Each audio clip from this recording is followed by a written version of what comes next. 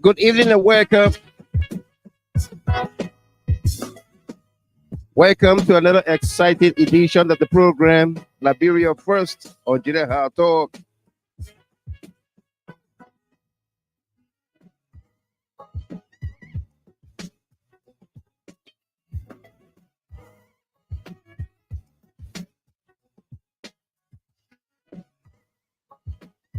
Today is Wednesday, March the 13th, 2024. Was celebrated as Flag Decoration Day in Liberia. We say happy Decoration Day to all of you, though it's a sad day in our country's history, where we go to memorialize our dead and all those we've come to know in the past. In whatever case, we got a great show coming up for all of us here tonight, so invite someone, like the page, follow the page, and be my guest.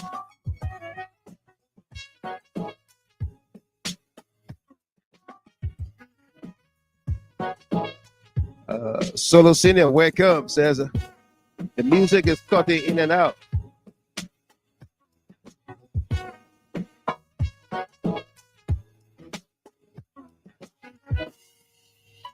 Coming up tonight, this 13th day of March 2024.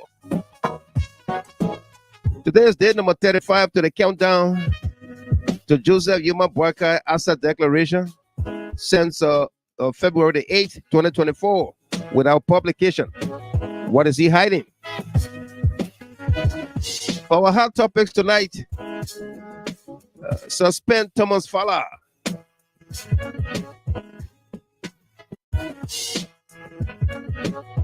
The CDC Revolutionary National Youth League has called for the suspension of Deputy Speaker Thomas P. Fallah from the Coalition Executive Committee, as well as suspend him from his position of Vice Chairman for Operations of the CDC, the Congress for Democratic Change.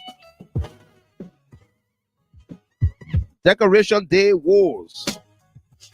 The Executive Mansion published an article stating, in quotation marks, His Excellency President Joseph Boakai and Deputy Minister for Administration, Ministry of State, walk toward the grave of ex-president Joseph Nyumah Boakai.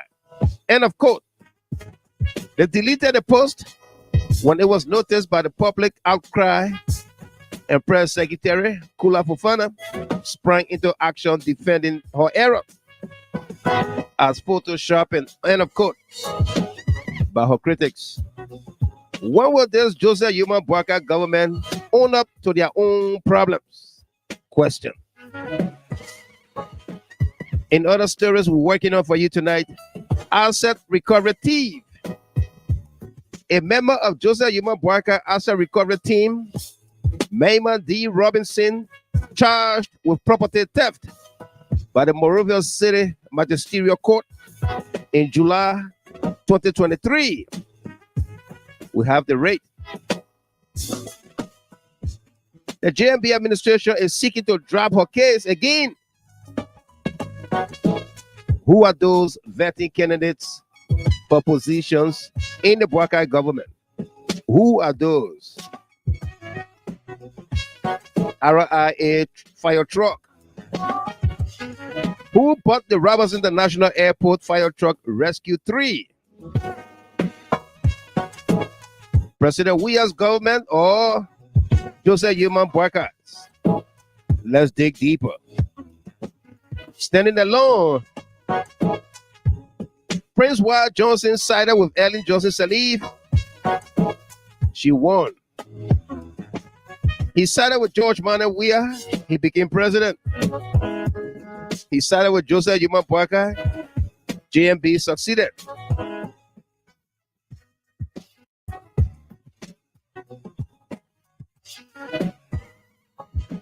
Will any of them put the country first if they sided with PYJ against the establishment of War Economic Crimes Court? Like father, like son. CDC Secretary General Mayor Jefferson Koji equates Deputy Speaker Thomas Fallah's action to that of President Weah. But what are the real story behind Fallah's actions? Let's dig deeper. War Economic Crime Court outsourced. GST is reporting that during his last visit to the United States, Joseph Nyumah Boakai had a meeting with Dr. Allen White, Representative Chris Smith, Jerome Vordier Sr., and others. At that meeting, JNB outsourced the establishment of War Economic Crimes Court to Dr. Allen White. Is White rewriting the TRC recommendations and prosecution list? Why should Dr. Allen White be given such exclusive privileges and rights? Let's dig deeper tonight.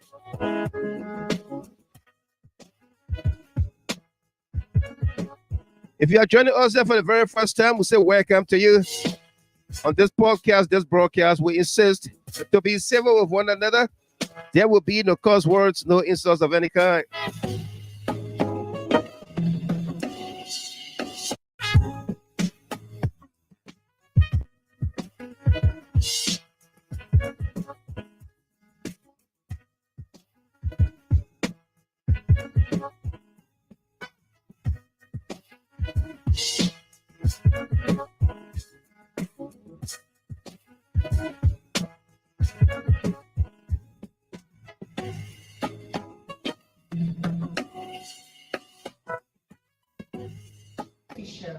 Communication sent on NASCAR. There hadn't been an official communication closed on WhatsApp. So like this. So I told him that and said you all were coming. So I said, okay, then we can re-adjourn the meeting.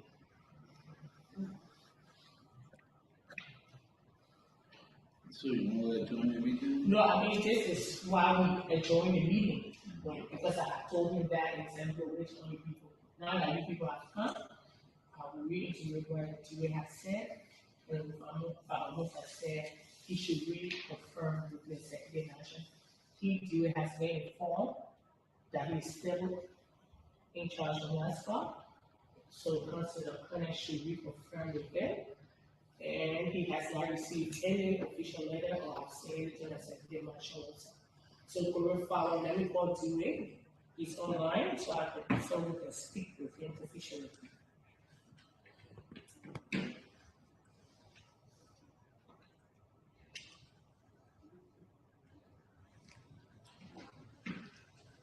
Is it necessary to do contact? No, that's the problem. It's not.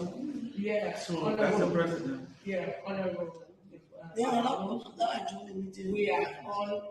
No, it's better we all. No, it's not necessary. You already relayed the message to us. Oh, yeah, we are in a meeting. So, we don't want the president to send communication, official communication. It is not sufficient. Senator Bowie, can you just let us know if you speak with them? It's not quite very No, they won't know the. What do you guys want? You want a letter from the. Good morning, I'm going to put you on speaker, so I can tell you right. I don't even know the conversation.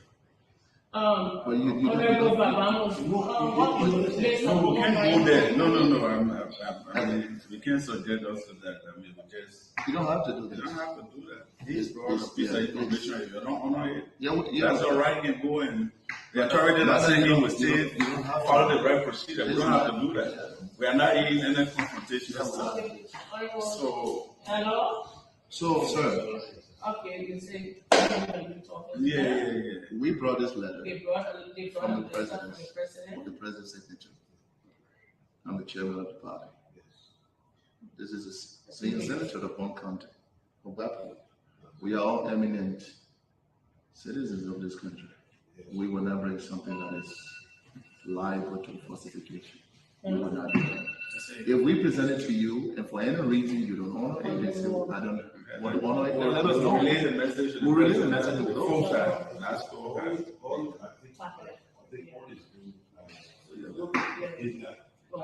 introduction of Mr. President from the Ministry of State issues. And Is the letter not sufficient, sir? The letter going is not sufficient. That's all we need. Honorable Joseph Nyumah has said that he hadn't received a communication from the president. I'm quoting directly about wanting him to speak with you people and say what he had told you, that he had not received a communication from the executive mansion. He had not seen any official communication on the executive mansion website. And he has spoken to the mansion and he had been told he is still in charge of that stuff. That's what he told me to relate to you people. So this is what I'm calling for him to say instead of saying you have to listen. Well, thank you for releasing it. We go to the mansion and make it right. And I won't. That's why. Thank you. Okay, thanks for being here.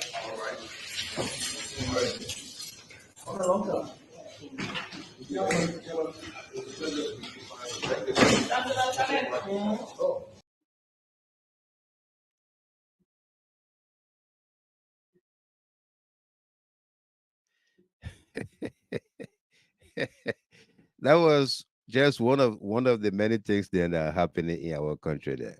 Right. One of the many things that's happening in our country. Yeah.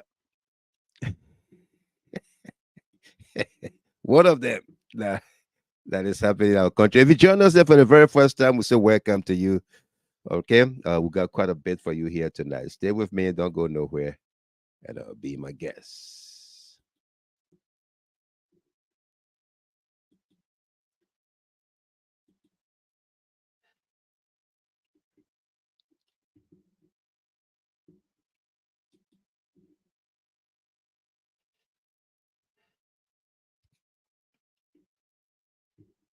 Mr. President, I want to thank you again for inviting us over here for this joyous occasion and historic occasion. How long have we been waiting for justice over here? Well, what more than the 6 years, and no, but we're there. But thank God, at least we're there. And 20 years in the making, and thank God that you got elected to do that. I just, we've been on this journey together for a long, long time. And I wanted to thank you for the phone call. And I just wanted to ask you again, why did you want me to come over here when you? Well, you've been a good friend of Liberia. And I don't see it just as a duty. I see it as a concern for a country that you have interest in and you pursue that. And we believe your concerns are genuine. And so we've opened the door for us to work together. That's why we call you. Well, Mr. President, I can't tell you how many people worldwide, when they read your speech and you talked about having an office of the War Crimes and Economic Crime Court to facilitate the creation of this tribunal, international tribunal here in Liberia to bring the justice to the people. I heard it from the US. My phone blew up, as you can imagine. People said I could not believe, and they were so ecstatic and elated. And since I've been here, I've heard the same thing. So I wanted to thank you again and give you full assurances that we will do everything we can to help you bring justice for the victims of those 250,000 people that were killed during the 2 civil wars that happened. Well, Alan, in every country, and especially a country that boasts of independence, 176 years, and you know very well that it is because of the impunity, the disrespect and disregard for justice that have created all the upheavals in this country. And we believe we have to lay this to rest. Let all the facts be known that people who think that they are innocent prove their case so that we can lay this to rest, so that this country can move forward. It's not a wish hunt.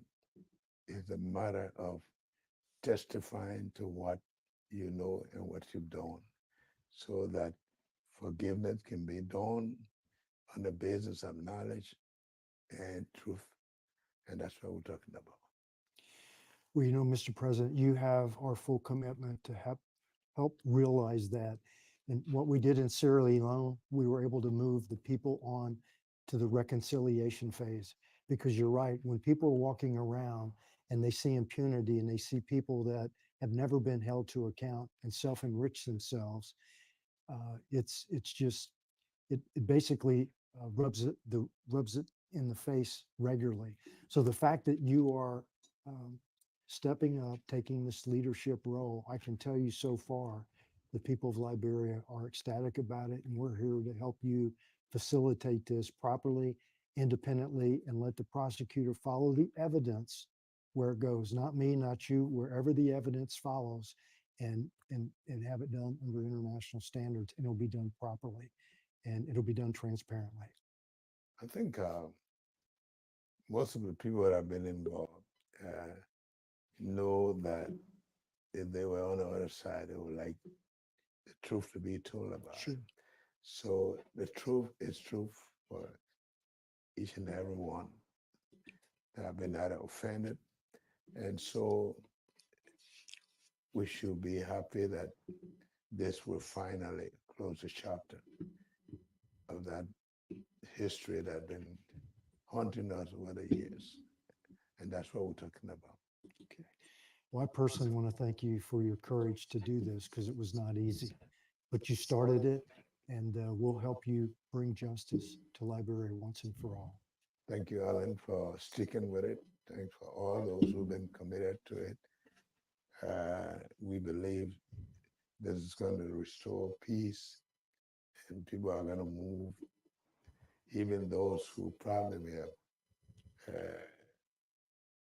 been offended, and those who are responsible for whatever, they will know that justice was done, and their minds will be. Thank you for your time. God bless you.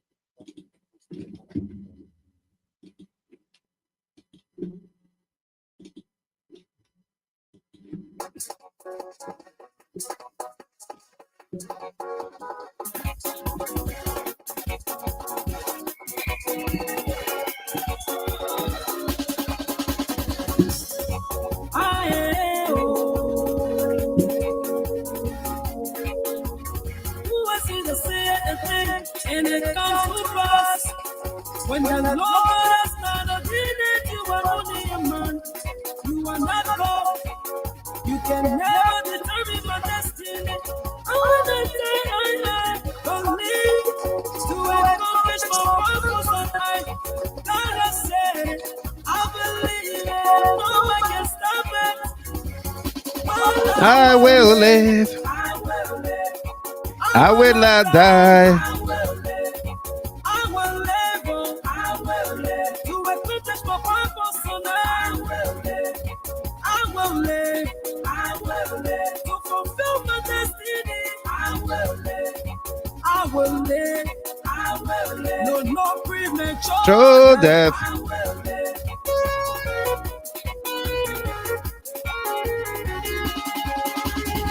When you are born of God, you completely overcome the world. The key to life and death is in the power of your tongue. So whatever you declare shall surely be established.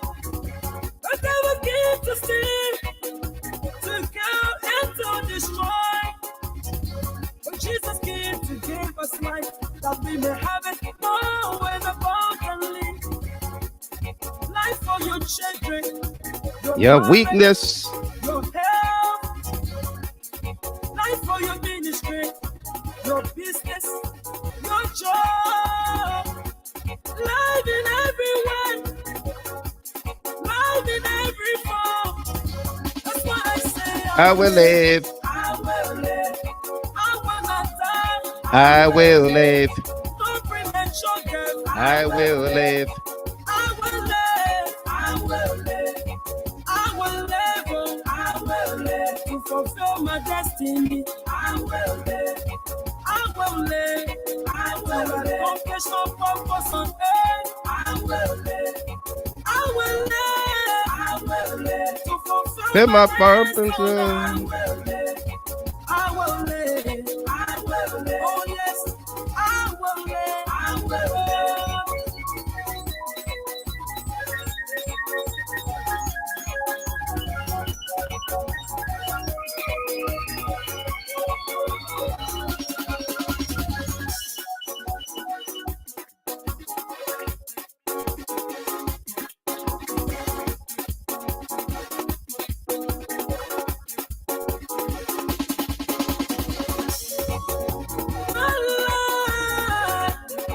It's not an accident.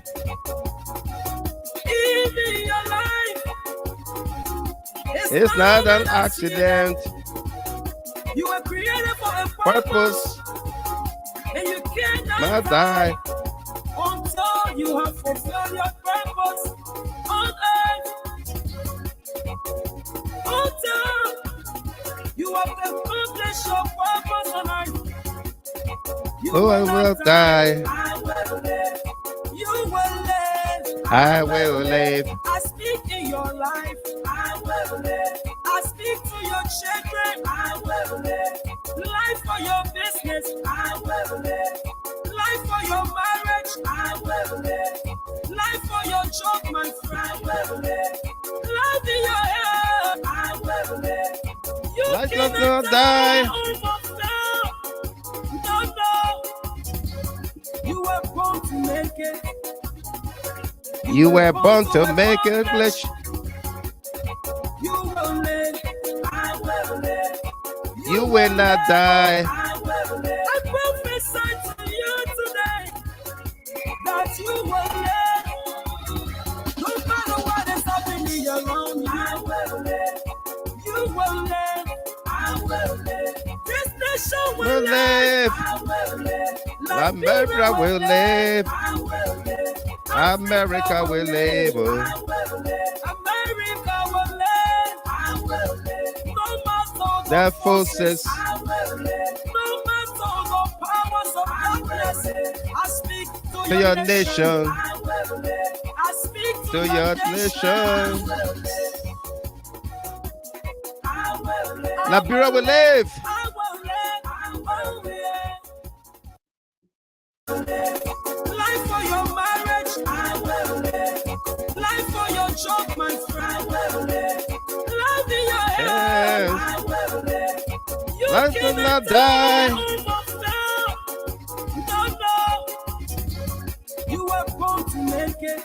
You were born to make it. You were born to accomplish.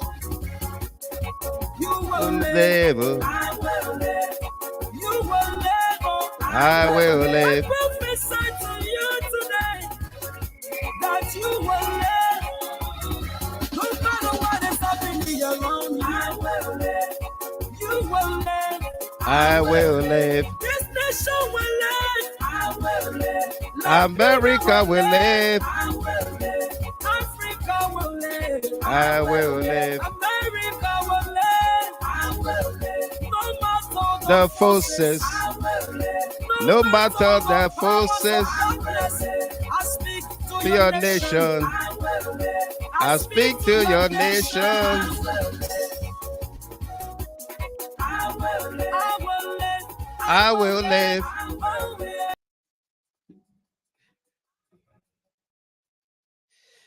Esther Siowle, I will live, no matter the forces, no matter whatever happens. Liberia will live, Africa will live, America will live, I will live, you will live, and every one of us will live to see it.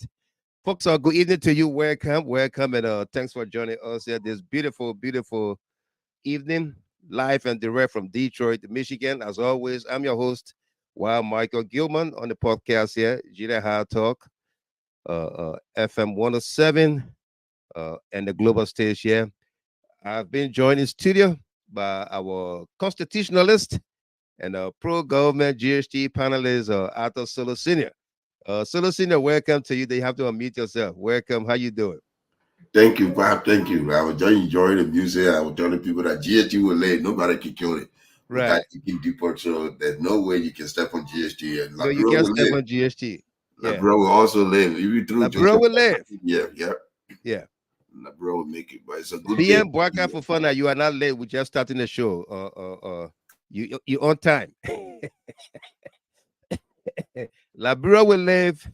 America will live. Africa will live. Everybody will live. Everybody will So that live. we see and be a part of decision, part of history making. Okay, we got a great show for all of us here. Some of the topics are a continuation from last evening, but with a twist on it. Okay, so if you just joined us here, today is day number 35 on a countdown to Joseph Nyumah Boakai asset declaration. Since February 8th, 2024, he has not made public his assets declared. What is he hiding? 35 days now since the asset declaration. Boakai refused to make known his assets as well as liabilities. Is he still owing IB Bank? What is it that he's hiding from the Liberian people? 35 days today. For our hot topics, suspend Thomas Fallah. The CDC Revolutionary National Youth League has called for the suspension of Deputy Speaker Thomas P. Fallah from the Coalition Executive Committee and suspension from his position of Vice Chairman for Operations of the CDC. Another topic we are following for you here tonight, Decoration Day Wars. The Executive Mansion published an article stating, in quotation marks, His Excellency President Joseph Nyumah Boakai and Deputy Minister for Administration, Ministry of State, walked toward the grave of ex-president Joseph Nyumah Boakai. End of quote. They deleted the post when it was noticed by the public outcry, and Press Secretary Kula Fofana sprang into action defending her error again as photoshopping by her critics. When will this JNB government own up to their own problems or mistakes and for once come out to the Liberian people and say, oh, that was a typo, that was an honest mistake, we are sorry? When will they own up to it? It's the question we are asking. Another story here, assets recovery thief, roll, asset recovery thief. A member of JNB asset recovery team, Mayman D. Robinson, charged with property theft by the Monrovia City Magisterial Court in July 2023. The JNB administration is seeking to drop her case again. Who are those vetting candidates for positions in the Boakai government? Who are those? You bring up somebody's name today, you either appoint one person to two positions, or you appoint a criminal to go after perceived or people you think are criminals. But they say, only witchcraft, no witchcraft.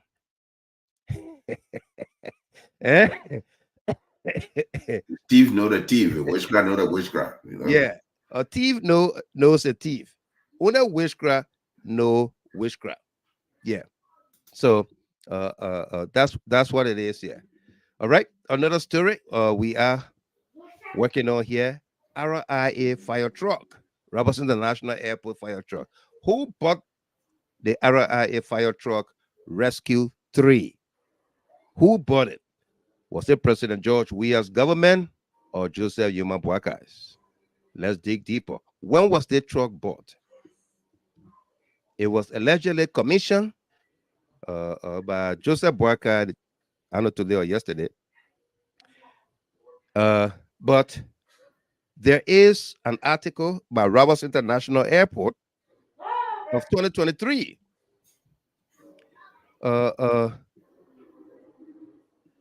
July 5th, 2023, the RIA reported a fire truck was being purchased by the government, thus increasing the number of fire trucks at the airport to 3. July 5th, 2023. The same airport authority will come to publish that Joseph Boakai bought a fire truck and it is being commissioned for use by the RIA, Airport Authority. So what happened to that truck from 2023, July 2023? Did it come in? Is that the same truck? Even our colleague at OKFM, Julius J, made an inquiry about that. Say, hey, let us know here. What's happening here?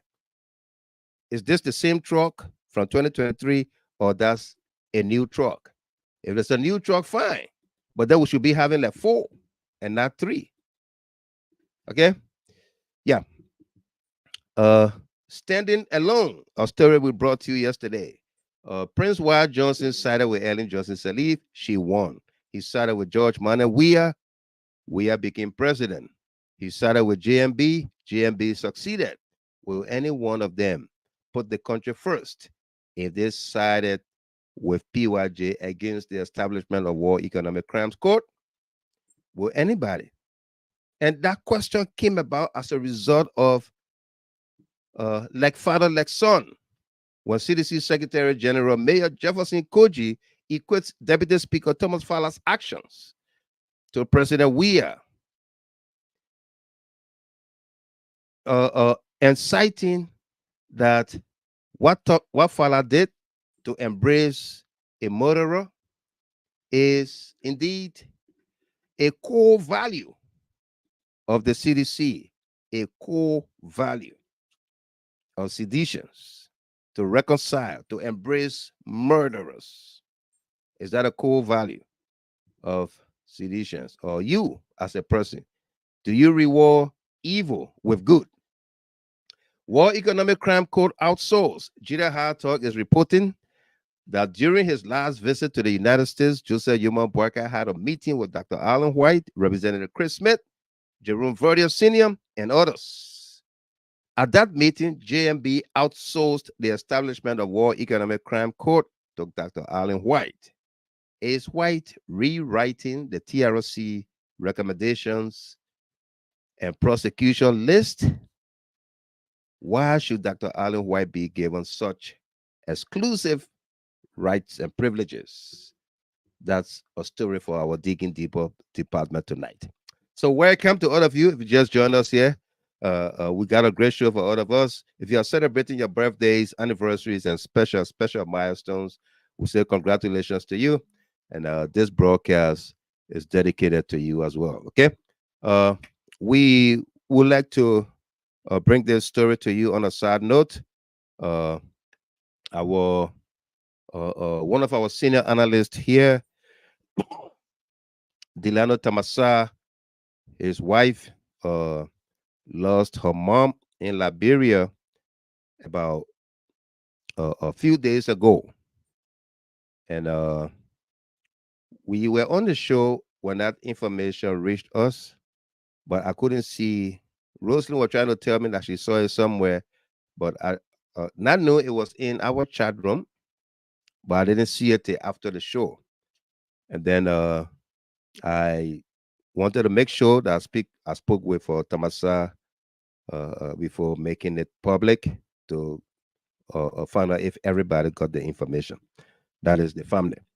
That'll take anybody by surprise here. All right. So we want to keep Tamasa, his wife, and family in our prayers. If you can reach out to him, please do. Okay. It is my understanding that arrangements are being made for the burial, the interment of the old mom, and if the information is provided, we will be releasing that to you. Also, we like to say here too that our statistician and a great member of our team here, Teresa Piacity. She lost her mom also in Liberia. Yeah. We want to extend our sympathies to her and her family. I've known Teresa for quite a while. Her husband is a very close friend and brother to me, James GDR City. We want to extend our sympathies to them, wish them well, and say that may their souls and the souls of all faithful departed rest in perfect peace. We will do a song here for the both families by Rodney Peabody, Rodney Jah, the song Lord, I Give You Praise. Okay, what a great song there by Rodney. And of course, we say, Lord, we give you praise for our mothers.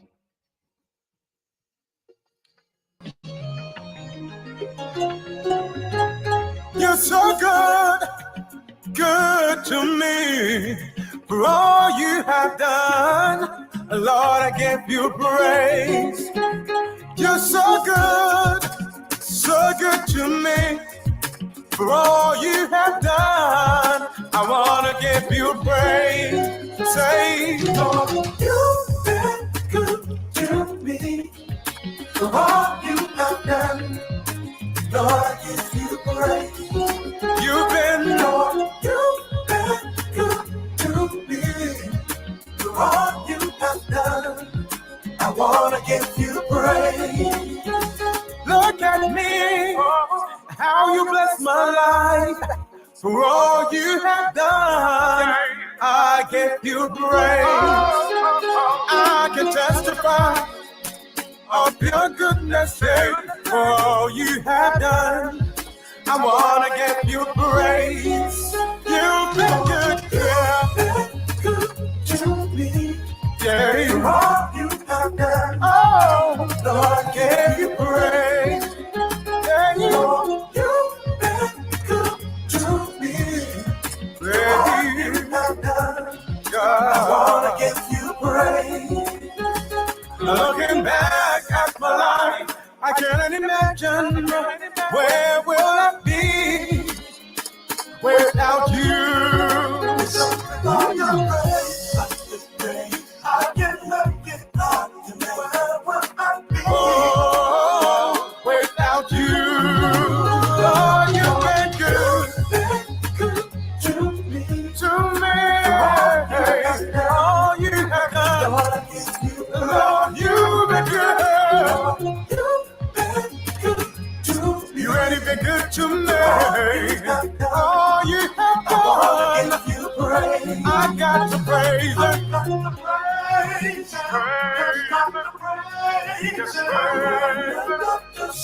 Hallelujah. This is someone's testimony. Praise it.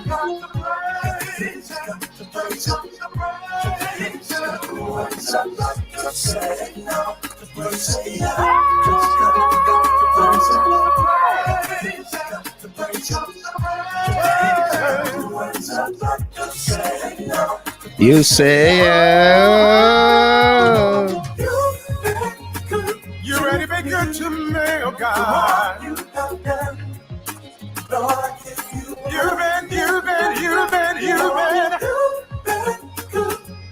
all time. I wanna give you praise. Oh my God. You've been good to me. So many reasons to praise you, God. There is a reason to praise the Lord. There is a reason to praise the Lord. Because you're ready to be good to me. I wanna give you praise. you ready to be good? You ready to be good to me? You ready to be good to me? There is a reason to praise you, God. There is a reason to praise you, Lord. A reason to praise you. Yeah. Hey, Yeah, praise Him. praise him, Yeah, praise him. Minister Praise Shimmer. Rodney Got B. to praise him. We give it a praise, Lord. praise him. Hallelujah. Got to praise him. Just got to praise him.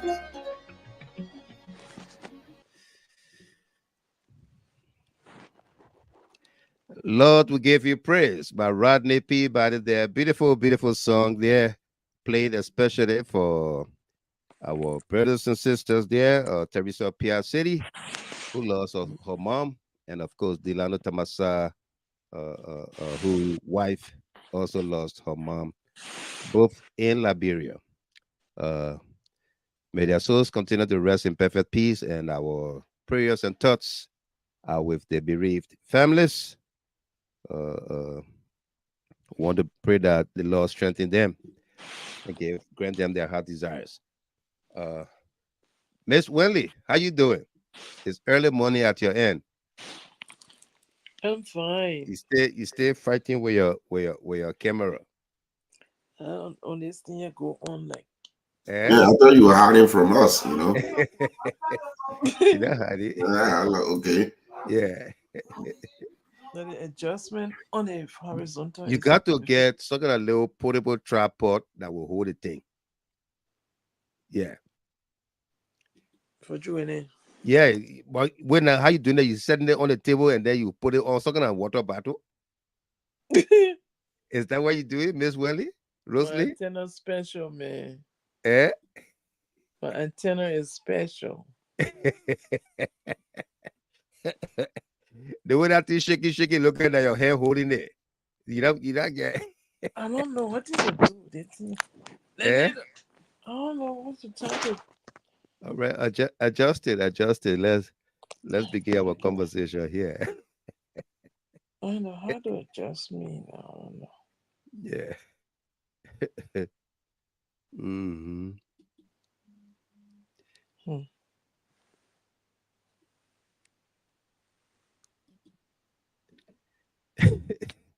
All right, folks. Again, welcome. Miss Wenley is getting situated there. I think you look better right there. I don't know. Yeah, it's still showing one side of her face. Yeah, still showing one side of your face. Yeah. It's still showing one side. Make your adjustment. Or let's just have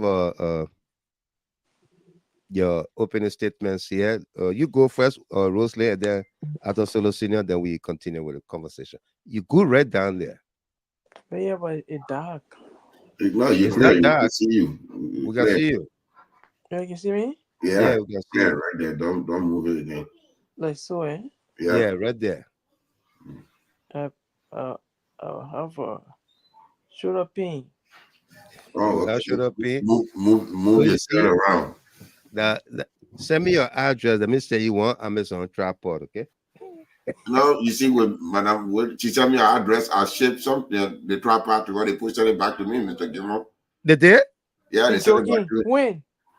I think about a year ago. Remember on your show, you said you needed a tripod, and I bought two of them. I had to. I gave one to one of my friends. The other one I sent it to you, but that was during the Corona time, right? Yeah, they sent it back to me. Yeah. I think I've changed address. Maybe that's they sent it back to me. So it better while. I got the one. I got the leg that you can stand it up and it can follow you around. The 3 legs, it can be walking. Yeah. No, it tracks you around. Now the gumbo stick, it tracks you around and you can control it from the stick itself, you know. Oh, the gumbo, yeah. The gumbo, yeah. Okay, someone address at all. You say get it? Oh, I gave it away. Oh shit. Yeah. Yeah, I gave it away. During my wedding time, I gave it away to one of my camera crew. Right. Anyway, thank you. You try. He did. He tried. Yeah. Okay. Miss Welly, welcome. How you doing tonight? I am somewhat somehow okay. Somehow okay. You read the Revolutionary National Youth League statement today, their press statement issued against Thomas Fallah? Unfortunately, I didn't. I saw and I jumped over it. Like the music? I jump over it? All right. She don't want to I know didn't about want it. to She have don't worry. She I didn't jump want over to it. have Yeah. a heartbeat or fast heartbeat today, Mhm. so I didn't know the content. So let me jump over this today. Jump over it. Okay, great. Yeah. Anyway, we have it. It's going to be part of the conversation here tonight. We're going to read it Oh, in its great. entirety, so that everybody gets a feel of what it is. Okay, Yeah, that'd be wonderful. no doubt. So, Lucina, what's trending on your mind here tonight? Mr. Gilman, thank you. I mean, the youth of the CDC, I mean, if they are right to call for his suspension on him and remove him from all committee, not just the selected one, all committee that he taking part, they should remove him because this is a slap in the face of the CDC people. People are dying by the hands of the guy, and you want to embrace him. If you want to embrace him, do it on a different level. Don't. I mean, you can invite Privately, him to privately. confirm, but not just the way you're doing it. And I don't see what Jeff Koji is doing. You know, these guys, I don't know, they're forgetting. You know, as a Secretary General, you have a responsibility to stand with your people. You are youth. You have the ability to say, no, I stand with you this one, not with you on this one. We offer Lofa County, but no, you know, and that goes for the asset recovery thief that they put together. I mean, it's Mr. Gilbert, this whole thing is making people laugh at Liberia. Look at you are calling your own president the ex-president The ex-president. on the executive mansion when the hubris of this lady is the one that making her to make mistake, Mr. Gilbert. If you can't learn, if you're not comfortable or people criticizing you, you will never learn. You'll Because never learn. if they criticize you, then you will be able to learn from your mistake. But look at what she's doing. You're coming back playing catch up, cover up. It's not working. Nobody's stupid here. No. No, nobody's stupid here. And so Lucina, this is what BM Boakai Fofana said. He said Kula V Fofana appears to be very dumbfounded and discombobulated in her role. That the man who said he lacked my vocabulary. Yeah. She frequently pitches into anger driven by arrogance and insolence. Yeah. And even the slightest correction from the public is truly a pity. Yeah. Liberia is descending down the slippery slope of governance. Yeah. That's a problem with her. I mean, look at this Kobe guy for Pentagon, the speaker for Pentagon. The man, he would tell the reporter, look, I don't want to lie to you. Let me get your information and go in there and find out what really go on, then I'll respond to you. I know if I lie, you have me on the poster board and all the vouchers start taking pieces of me. They will lie, but he would dodge that question like that. But if you look at the press secretary that we have now in the White House, they are the same people. They get agitated when reporters asking them questions.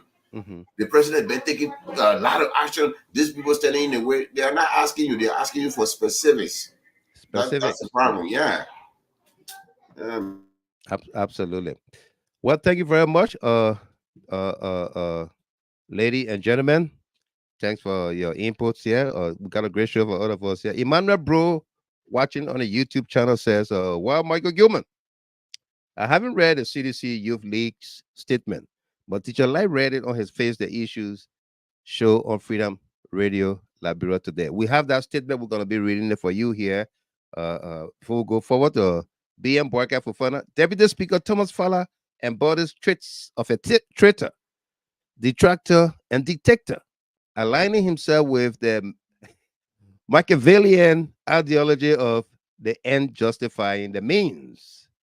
Thomas stands firm as a Saul, unwavering in his chosen path, attempting to reform a man who refuses to acknowledge his need for change is akin to baptizing the unwilling."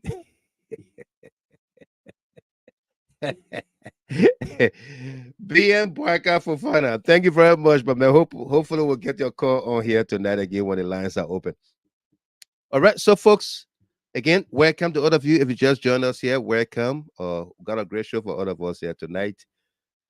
Our lead story here tonight is won by the CDC Revolutionary National Youth League.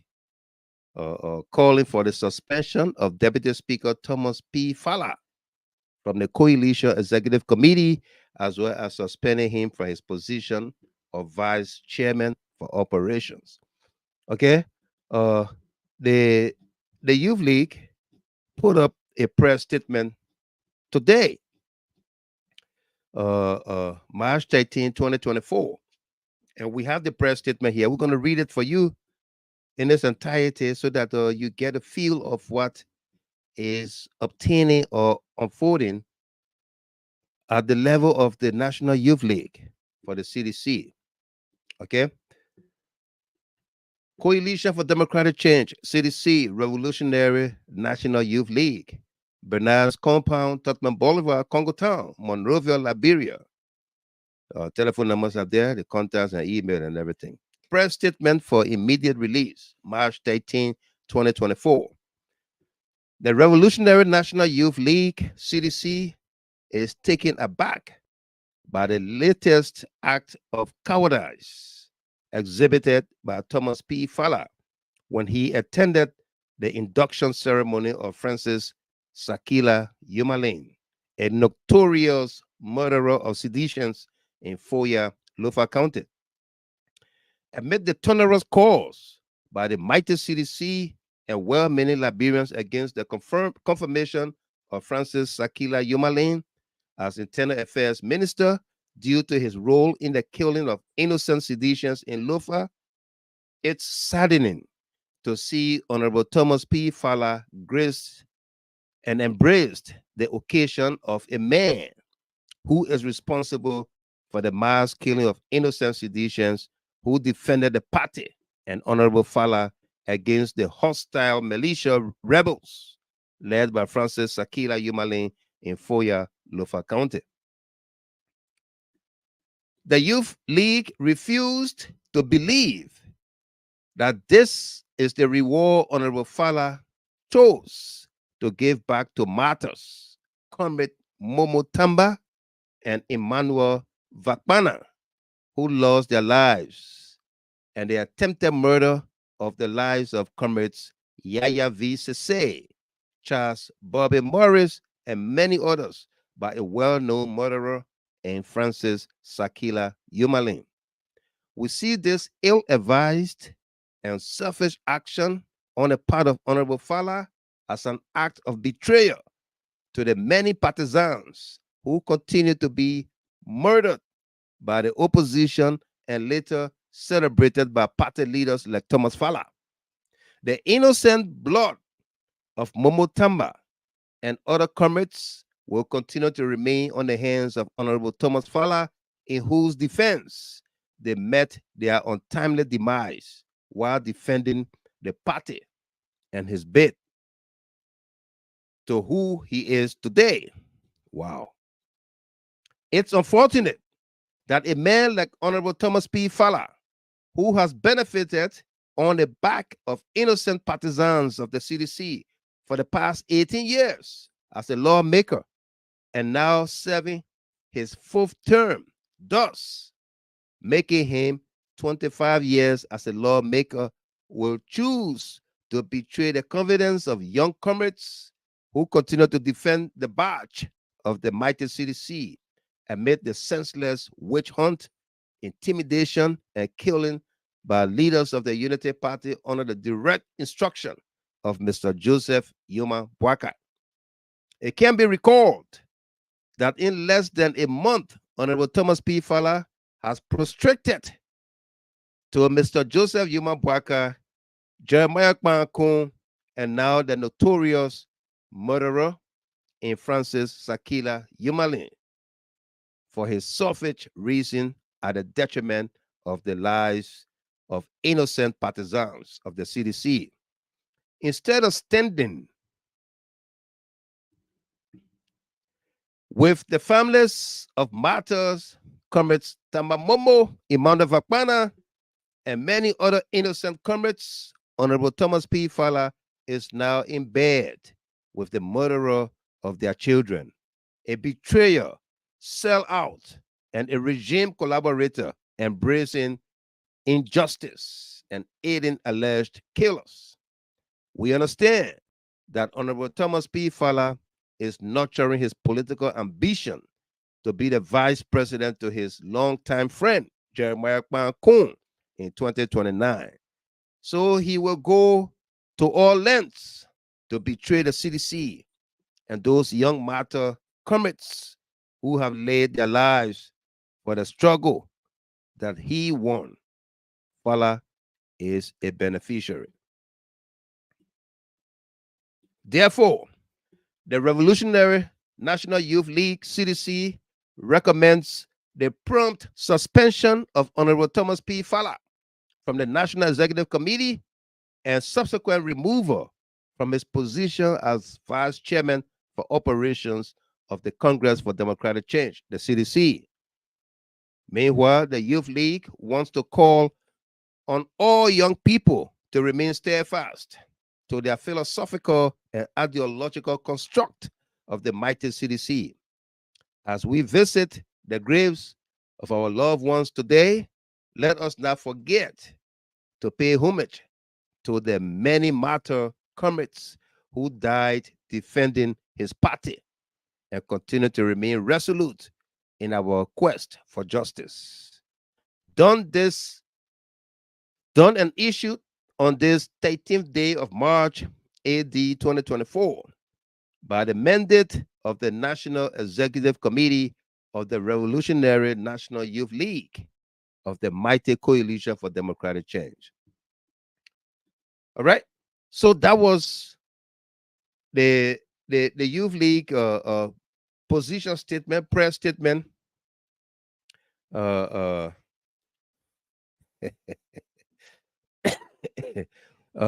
Against Deputy Speaker Thomas P. Fallah. Very strongly worded statement, and they did not mince any words to even go at length to say they want his suspension from the executive committee, as well as his subsequent removal as vice chair for operations of the CDC. That was a very strongly worded statement, and this is coming from Monrovia, Liberia. The folks are right there with Thomas Fallah, and they are telling us some of the backroom dealings of Fallah to suggest that he wants to be vice presidential candidate to Jeremiah Kwan. Tells another story about what is obtaining in our party, in the CDC, or in a coalition. Are we breaking down? Has one defeat in 2023, losing the presidency? Because let me state here on record, Honor Chairman Moba Molu, CDC, this gone election, CDC won majority in both houses, the Senate and the House of Representatives, thus creating a way for Funati Kofa to become Speaker and Thomas Fallah Deputy Speaker. It could not have happened if CDC never had the majority in the House of Representatives. It could never have happened, right? Yeah. So we, Fearless, Ayana Clark Williams, welcome, my brother. How are you? We want to be on record. Moba Molu only lost the presidency by a narrow, very narrow margin. 1%.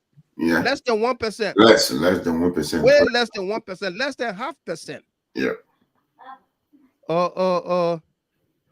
But he won more seats.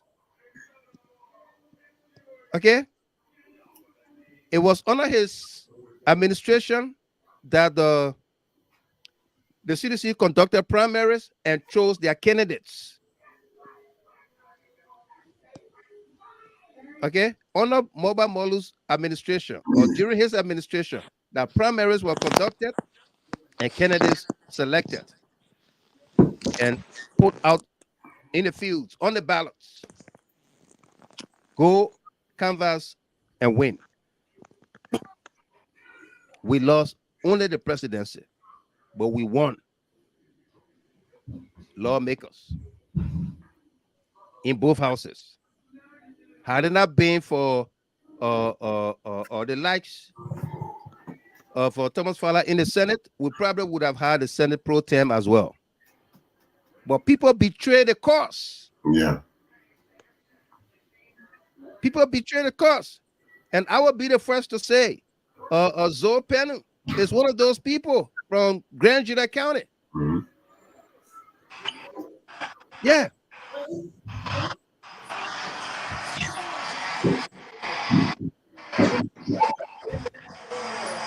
Oh, Let's I'm say, actually really listening. it was all right. Let's say good evening to Mr. Jerome Gayman, just returning from the motherland. Whoa. I was Yeah. just wondering about him today too. Oh Mr. yeah. Gayman, adjust your phone horizontal. Make your phone horizontal, my man. Okay. Yeah, right there. There you go. Yeah. Actually, Welcome back. thank you, guys. You can see the freshness on him from Liberia. He all fresh. So organic fufu, the man. Yeah. That's right. That's right. Yeah. Welcome. How you doing? Thank you very much. Thank you very much, guys. Yeah. Rosalind, Yes, Papa. I've not seen you for ages. Good to see you. I am telling you, man. Yeah. Being on my mind, almost jump on Mr. Gilman throat today to say, where's our girl? you know, we gotta hold down the fort. We have to hold the guy's feet to the fire. Definitely. And we got an easier job now to do. Oh yes. This is the sweetest part. I like what Dennis Josh said. He said, ain't easy to defend the government or all the United Party people quit his show.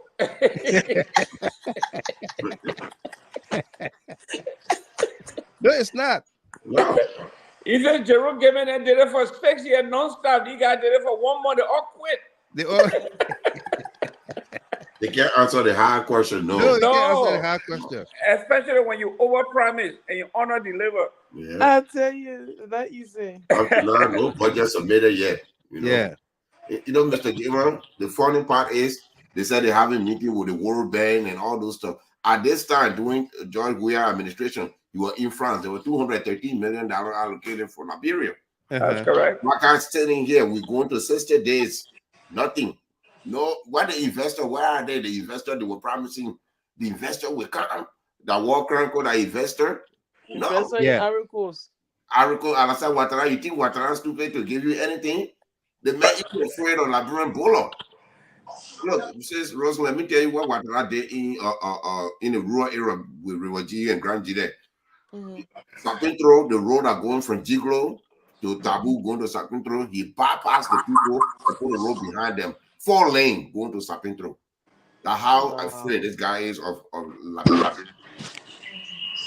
So in that region, leaving from Jiglo, going to Tabu, you'll be in that mud for days. It's like to say you're going to the southeast. But if you take the other route, going around on the 4 lane, you can take off your shirt and drive your open top. You know? Yeah. But when they're asking and say the government is the government a representative, let the people represent themselves. Why didn't he say? You know, he said, I'm going to build Liberia for the Liberian government. So I'm not a real union system now, so let them leave it the way it is. It's fine. Right. Yeah. I don't allow our job easy now. Yesterday, why be correcting? Yeah, just ask them about their press release. Fofana, the guy that's press secretary as a rookie. Can you imagine? Executive press secretary. What's his name? BM Boakai Fofana said, Mr. Gamer, can we confidently assert that Kula is the reincarnation of Cyril Huckabee Sanders from the Trump White House? I can say that, yes. Yes, indeed. No, not just her. Look at Jency too. Jency is on her heel, like to say somebody biting her. Calm down. Right. You the speaker for the executive action. You can make mistake. You're a human being. We understand that, but take responsibility. Say, hey, take responsibility. Yeah, we made this mistake. You did the same thing, mentioning something that the president went and took a walking days to Ghana to meet counterparts. How many counterparts in Ghana? How many counterparts in Ghana? Huh? The vice president is not a counterpart to the president. No. Maybe the Sierra Leone president were there. All the foreign president were there. You know, but the counterparts were, he didn't go on ECOWAS meeting. He didn't go. No representation on AU, nothing. We just sitting idling, you know. But every day we're pushing around like, hey, we want that $41 million and this one, the $41 million is gone. What are you gonna do now? What's next? You know. Now February got 41 days. Yeah. That's a leap years, a double leap years. I was Liberia, man. Well, you know, when I was a little constrained when it comes to mingling with the Liberian people because I was housed at the U.S. Embassy for 12 days. So it was a special mission. I did have some time to go to Bassa, go to other areas where, go to my farm to see how things are going. But I went to collect information myself, and some of those information I think I share with you. They are very authentic, and I can tell you off this shoot. In America here, when politics is hot, we have something called whacking the dog. Whacking the dog, yeah. Whacking the dog is a strategy used when the administration is in trouble. Usually in the United States, they will start war. They will drop bomb a few other places to take their attention off. Yeah. That's what's going on.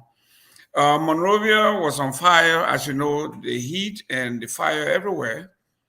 I was there when Mr. Gregory Coleman sent his henchmen to kill people in Cape Mount County. In Cape Mount, yeah. That was a major news. Then they attempted to take over. The attempted coup at NASCOR. Yeah. By Mr. Tape. We played that video here moments ago. Making a complete fool of themselves. Yeah. And then the police killing somebody for LEC power theft issue. Somebody got killed there. Somebody got shot and killed. Yeah. The civil servants have not been paid since January. All of these hot issues that the Liberian people are going after. All of a sudden, they threw this small screen out there called War Crime Court and asset recovery, the same political thing that they know the people will want to talk about, diverting the attention of the people. And I'm surprised that even some serious politicians, well-learned people fell for that. And I can tell you there will be no war economic crime cope in Liberia. Forget it. It would never happen. So anybody who tells you that is a small screen. In fact, I was glad. I've been talking this all year long, and since I came, and everybody thought I was bluffing until yesterday. Dr. Abdullah Dukle, who was the writer, the speech writer, the strategist for communication for Ellen, made it clear in his write-up yesterday that there will be no economic crime court in Liberia. If it's going to happen, it's years away. Years away, absolutely. There will be no asset recovery because that is a legal process. You can't just go to somebody's house and take their home or their car. You and I went through the asset recovery in this country with Stanton Weatherspoon. The only reason the United States was successful is that he was tried and found guilty for theft. Yeah. And the people said in the tune of several millions. And then they decided to recoup that million by seizing his assets to be sold. Right. The United States could not have done it the other way. You can't go take his property, then find a way to convict him. It doesn't work that way. So if you wanted to go after Mr. Gilman's house, in Mama Point, you can't just go and take it. But man, how you announce my house like that? Because I want to take your house. But I don't know how to take it. So what I'm going to do first is I'm going to come to the United States. I come to the United States and say, Mr. Gilman owe me $10 million. Yeah. And I can prove it beyond all reasonable doubt. Once I got the verdict that he owes me $10 million, now I say I'm going after everything he owns to the United States and Liberia. Then I'm going for his house in Mama Point and say, you know what? I got this one, and then I got the one in Detroit. Now I got two. You got two. And I need more. One in Detroit. There you go. And I need more. So this is how it works. So all of these vindictive and envious people who think we are going after George, we're going after. It is, I mean, this is the same thing where, like I say, it's a political talk, something for a red meat for them to talk about. Yeah. Now look at this. The Nobel Peace Prize was awarded to Ellen Johnson Sirleaf. Correct. Ellen Johnson Sirleaf was also the first female elected president on the continent. On the continent, correct. If you bring a war and economic crime court in Liberia, Ellen Johnson Sirleaf will be at the center of the investigation. Yeah. What does that do to the image of the Nobel Peace Prize? Yeah. What does that do to the image of women, first woman ever president? Yeah. What does that do to them? So imagine that happening. You think the United States or the international community are going to sit there while this woman is alive for the Nobel Peace Prize to be degraded? Yeah. You might be crazy. And secondly, no court, nobody in the world can establish a court in the Republic of Liberia according to our constitution. Yeah. The only body club with that is the legislature. The legislature, yeah. Not even the president. If the war crime, if the United Nations wants to do their own thing like they did in Sierra Leone, they can do it without Liberia's consent. They can open up, they can start a war crime court anywhere. They have the jurisdiction, they have the finances, they have the resources, they can do it. They don't need to wait for Liberia, because if you commit war crime, it is an international crime. Right. Yeah. It's not limited to Liberia. No. So if they are telling you, for instance, when I was in Liberia, those of us who have a little idea about politics were laughing when our own friends from the lower house or from the House of Representatives send an instrument to the Senate. They call resolution. Yeah. What is resolution? Resolution is fun. It's an intent. It's based on emotion. Yeah. If the House wanted a war, a crime court, why they didn't send a bill? A bill. Yep, an amendment to go. Yeah. Right. Why do you send a bill that will be concurred by the Senate and become a law? To become a law. Instead, sign into handbills. Yeah. That's correct. By the president. Instead, you send a resolution say, when during the election last year, we named some of the political players I want to. You remember that? Yeah. When you ask Alexander Comey, he said, I want to do this, I want to do that, I want to do that. Everybody said, you want to do all of these things. You're not telling how you're going to do it, when you're going to do it, what it's going to cost, when you're going to get the money. Nothing. You just want to expand the economy. You want everybody to get a chicken in their pot. How? Who's going to grow the chicken? Where are you going to get the chicken from? All this stuff, they don't work. So it's the same thing here. Fonati Kopa and the people in the House of Representatives want to, everything they want to, but they don't want to do the hard lifting. So they send a resolution, which is just a paper, telling them this is what we want to do. Today, we saw what happened in Georgia. The courts in Georgia dropped 6 of the charges against Trump. Yeah. Yeah. The reason is you write an indictment so flimsy that it makes no sense. If you're going to indict me for a crime, you got to tell me what crime did I commit, what statute did I violate. All of these things have to be spelled out. But the House sent a resolution that says we want to start a war crime code. If you want to do it, just do it. You're the only entity that have the power to do it. You have the power to do it. You didn't do it, but you say you want to do it. What's holding you up? So it's Mr. Gayman, yes. Ask any of them who drafted that resolution. None. Nobody. It was drafted by those Allen White lawyers and Venture that brought it in with a brown envelope sitting on it and they just signed it on top of it. No one can raise their hand and say, yeah, I'm the drafting chairman for that committee. No. None. So I think Mr. Gayman. Just before we continue, which number is good for you? 2704 or 8477. 8477? Yeah, that's my wife number too as well. You know. Yeah. So if you want to call Solo's wife, you got her number now, so you can call her directly. Look, you know, Mr. Gilman is very smart. He wouldn't call the last four DJ. You not call the whole number. Yeah, but guess what? Waiting for you there. Just go close by. You will see. You know.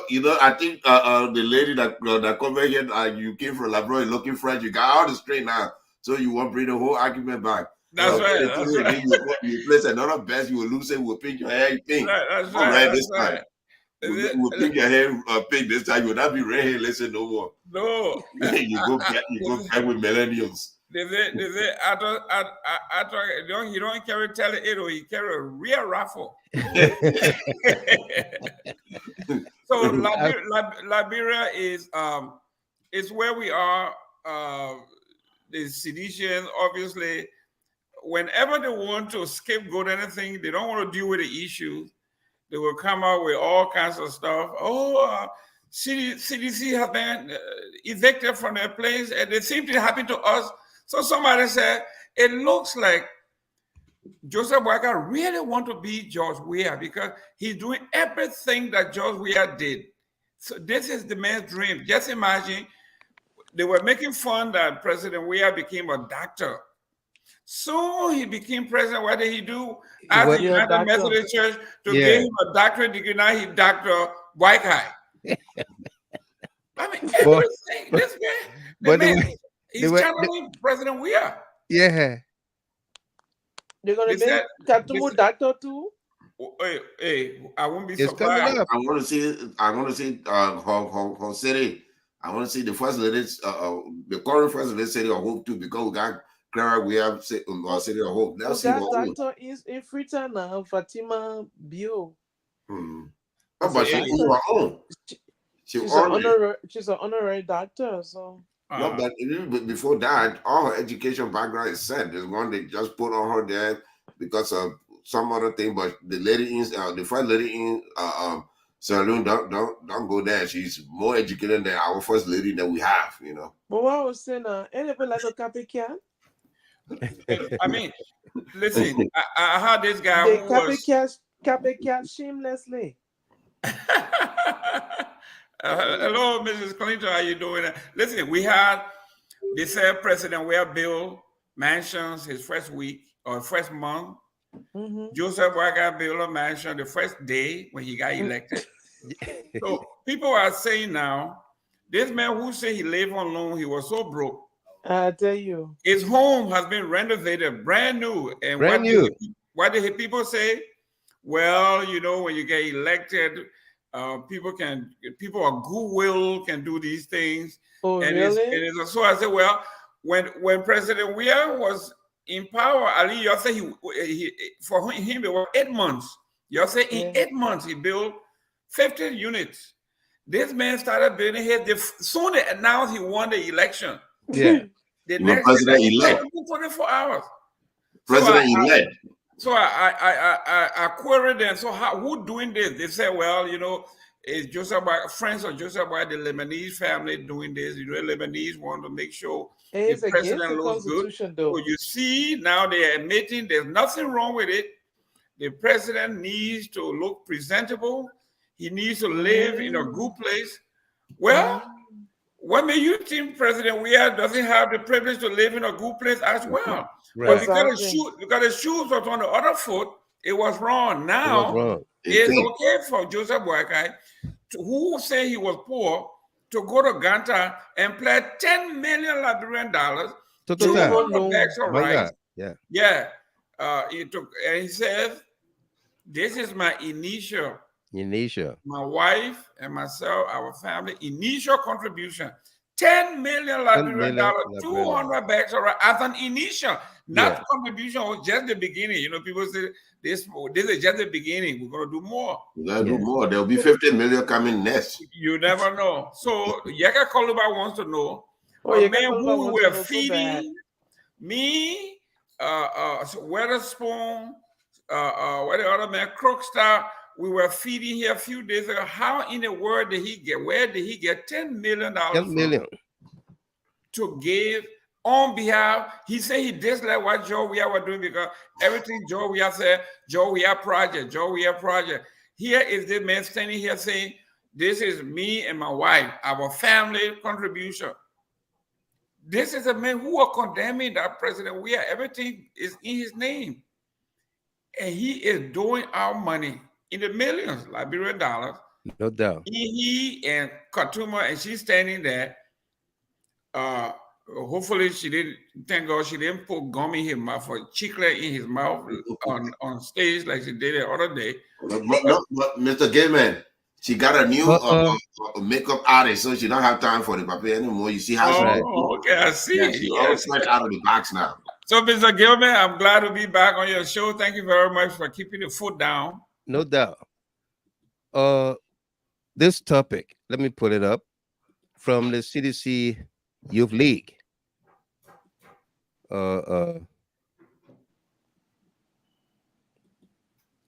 Suspend Thomas Fallah.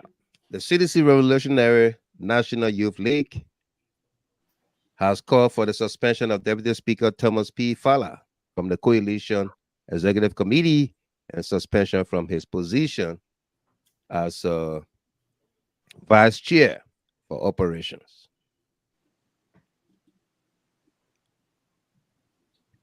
When I look at this statement, it should be coming from Jeff Koji. Jeff Koji? Yeah, it should have been coming from him. Jeff Koji wrote like father, like son. Yeah, that's what I'm saying. That's the embarrassment in it.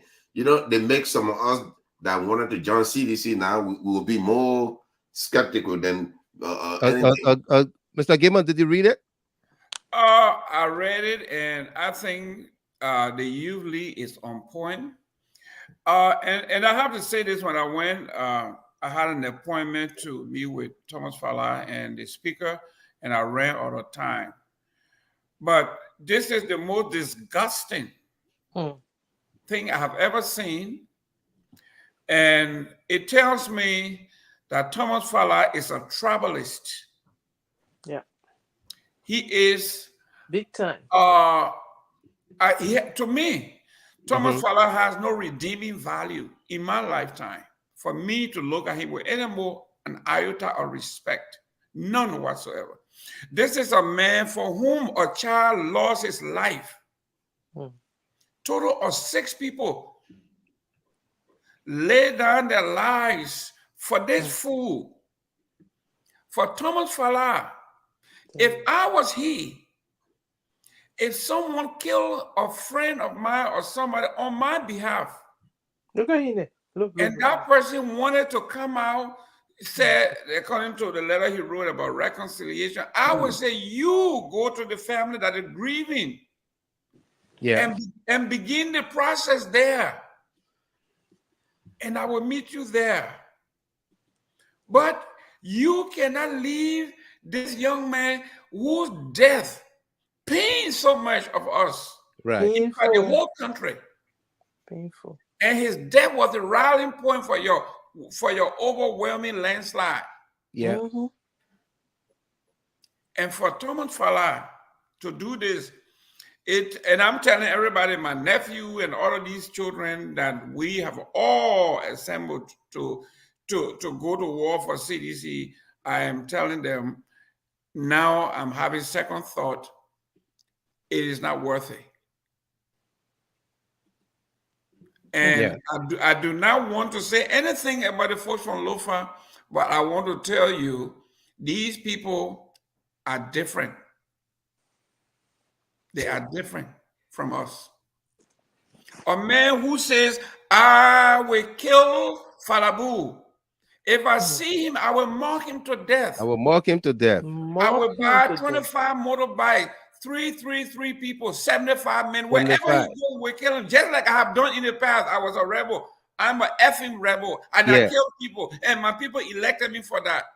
And nothing will come out of it. And nothing will come. And he's right. He has killed somebody, and Thomas Fallah did it. Thomas Fallah is not worthy of being called sedition. I am no longer. I have withdrawn my membership from the CDC. I am back to my UPP, the old place. CDC, from what I see, from what Thomas Fallah have done, is not worth laying down your life. No. It's not worth anything. Thomas Fallah is a disgrace, a disappointment. He might as well turn his partisanship now to the Unity Party and worship Joseph Boakai. Exactly. This is where it is headed to. Yeah. That's going to happen. This is what Thomas Fallah has crossed the line. Thomas Fallah allegiance is no longer CDC. And we do, in our Republican parlance, we have one that we call Republican in the Rhino, Republican in name only. Yeah. This man has become sedition in name only. Yeah. But his attitude, his behavior, his mannerism is nothing sedition. Nothing. Nothing. Are in your name. And the same person that carry out the you and the person standing shoulder to shoulder. That's a problem for we that even want to join CDC. You know, my wife saw there and said, I'm glad you didn't use join CDC. You remain the supporter of CDC, but I mean, no need for you to die like Chris Masali and any other person, because I'm telling you, on your shoulder. Christmas, may his soul rest in peace, is pinning in your grave tonight. You know, look at him. Look at him. I don't see you doing that to George Weah. You know, the betrayal. You know, that's a problem we have in Liberia. Well, like he enjoyed his 6th year as a deputy speaker. We'll see what happens in 2029. I think got Akaris or Akaris the Judas Akaris. Oh, this guy worse than Judas. At least Judas Akaris ain't got nothing on this guy. No, Judas stabbed somebody from the back. This man stab people from the front. I can stab you. But I don't know, Jerome, Mr. Gayman, if you read his statement yesterday that he put up. I read his statement, and it's pure nonsensical, and I don't even think we should give it the light of the day for this man to sit there. Yeah. Okay. And he says that he did this in reconciliation. He wanted to reconcile the country, Lofa County, the people in Liberia at large. Where in the world do you reconcile this way? What about the victims? Yeah. I thought you start from the victim. So he has become the judge, the jury, and the executioner on behalf of the dead. This man is now speaking from the grave for somebody who has died. What happens to this young man, Tama? What happened to his family, the grieving families? Yeah. What happens to them? Those kids that were brutalized. Hey, Thomas Fallah, in my mind, when I'm seeing this man being killed, body being dragged, and body being dead, man, I've never seen people beat dead Stoned to death. Yeah. And drag your body to beat a dead body with sticks. And you sit there. You reconciling with the man who carry out. And he said he only takes responsibility, but he did not apologize. But even if he apologized, we would not accept. Because this is not how. Listen, you know what if folks say, if you know, sometimes I say these things to people who are religious people. You can pray 10 times a day. You think God's stupid? You said that thou shalt not steal. You go and steal in the morning, you can't, you pray, you say, God forgive me. Then you go back to work and you steal again. Then you come back 3, you pray. You say, like, God is crazy. He's just gonna sit there and you doing this. Yeah.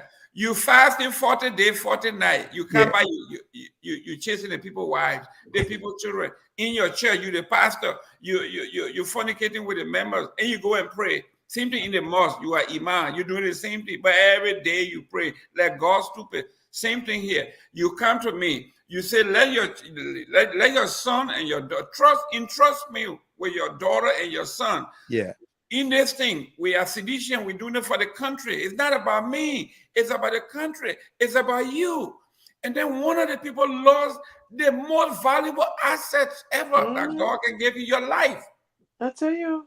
The man laid down his life for you. And then after he died and you won the election, I didn't see you having a special section with the families. In fact, there were 5 people that died in Lofa County. Yeah. That's what they say, though. Yeah. I have not seen anybody from CDC, including President Weir, but particularly from District 1, Thomas Fallah, to go to these folks. I know Joseph Boakai was never going to do it because that's not in his nature. No. You know, when he apologized, it did admit he was he just took something Tabata and just lost the election. So we didn't say that. So Mr. Gilman, I was glad when I was going to Liberia, somebody suggested strongly that the most dangerous time to be in Liberia for you guys who are critical of the government is during the transition period. Yeah. Anything happening to you, Joseph Boakai, and say, we were just transitioning. We never have our feet wet, so we don't know. Right. The outgoing president will say, we turned this thing over since January 24th, our hand on that. So this is where we were. I was concerned when, after the election, when Mr. Gilman was still out there. I was worried. We were all concerned. Very concerned. So this is why we did what we did. But yes, it is becoming clear, crystal clear, that someone like Thomas Fallah is not worth dying for. Nobody is worth dying for, but the worst is this particular man called Thomas Fallah. And we should make it clear. We should make it clear. This man has no redeeming value. There's nothing he can do to make it right by the sedition. There's nothing. The Youth League is calling for his suspension from the Executive Committee and removal from his position as Vice Chair for Operations. I support that. I think we have to and I was even disappointed that they didn't call for his expulsion. This man is no longer a member of this party. You think so? No, look at the man. A man who go and bows to the opposition like he did. Not only did he stop there, but to do what he did, he has become a legitimate mole. Yeah. In this party, what made you think he and Nyumah are not discussing things that the CDC that is germane to them?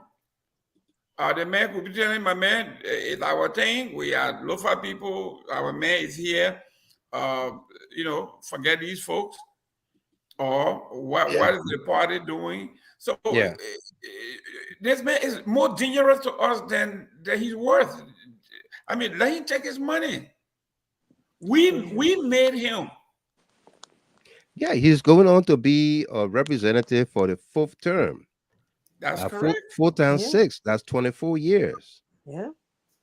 And has raised him from the playing field to deputy speaker. The man said he was setting lock and nail in wheelbarrow. Yeah. when Joe Weah discovered him. Just, Joe Weah, President Weah is a fisher of men. When Jesus was out there, he picked up these guys and said, come on, you are somebody, you can do this. Yeah. And that's what George Weah did. And Darius Dillon made it clear.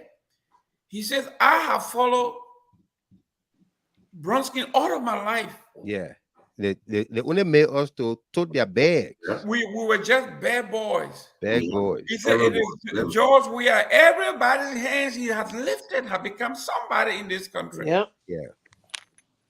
Starting first from the late Mona Pelham. That's correct. Mona Pelham, Geraldine Sharif. I mean, the former representative, Sir Joseph, former representative from Nugutan, what's his name? The one that was just defeated. All of these guys. That was great. Gray, you name it. Gray, yeah. So everywhere this man has gone, he has made people, and this is what you pay him with. Yeah. AB, you are exactly. AB Conan, our senior analyst here also said, a total disappointment, folks.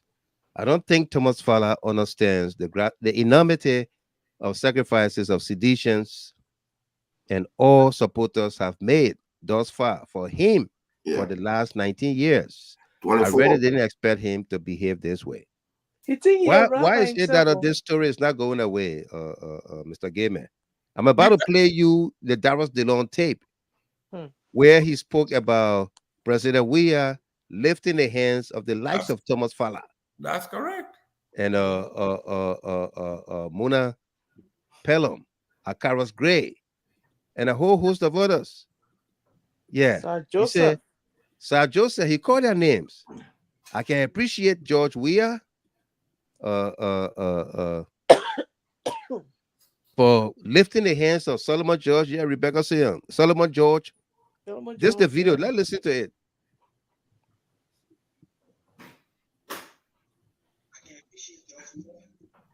Not necessarily as president, but as a person, he created and made men. It's not clear, Mr. Gilman. From nowhere. George Weah created and made a set of generational leaders for CEC.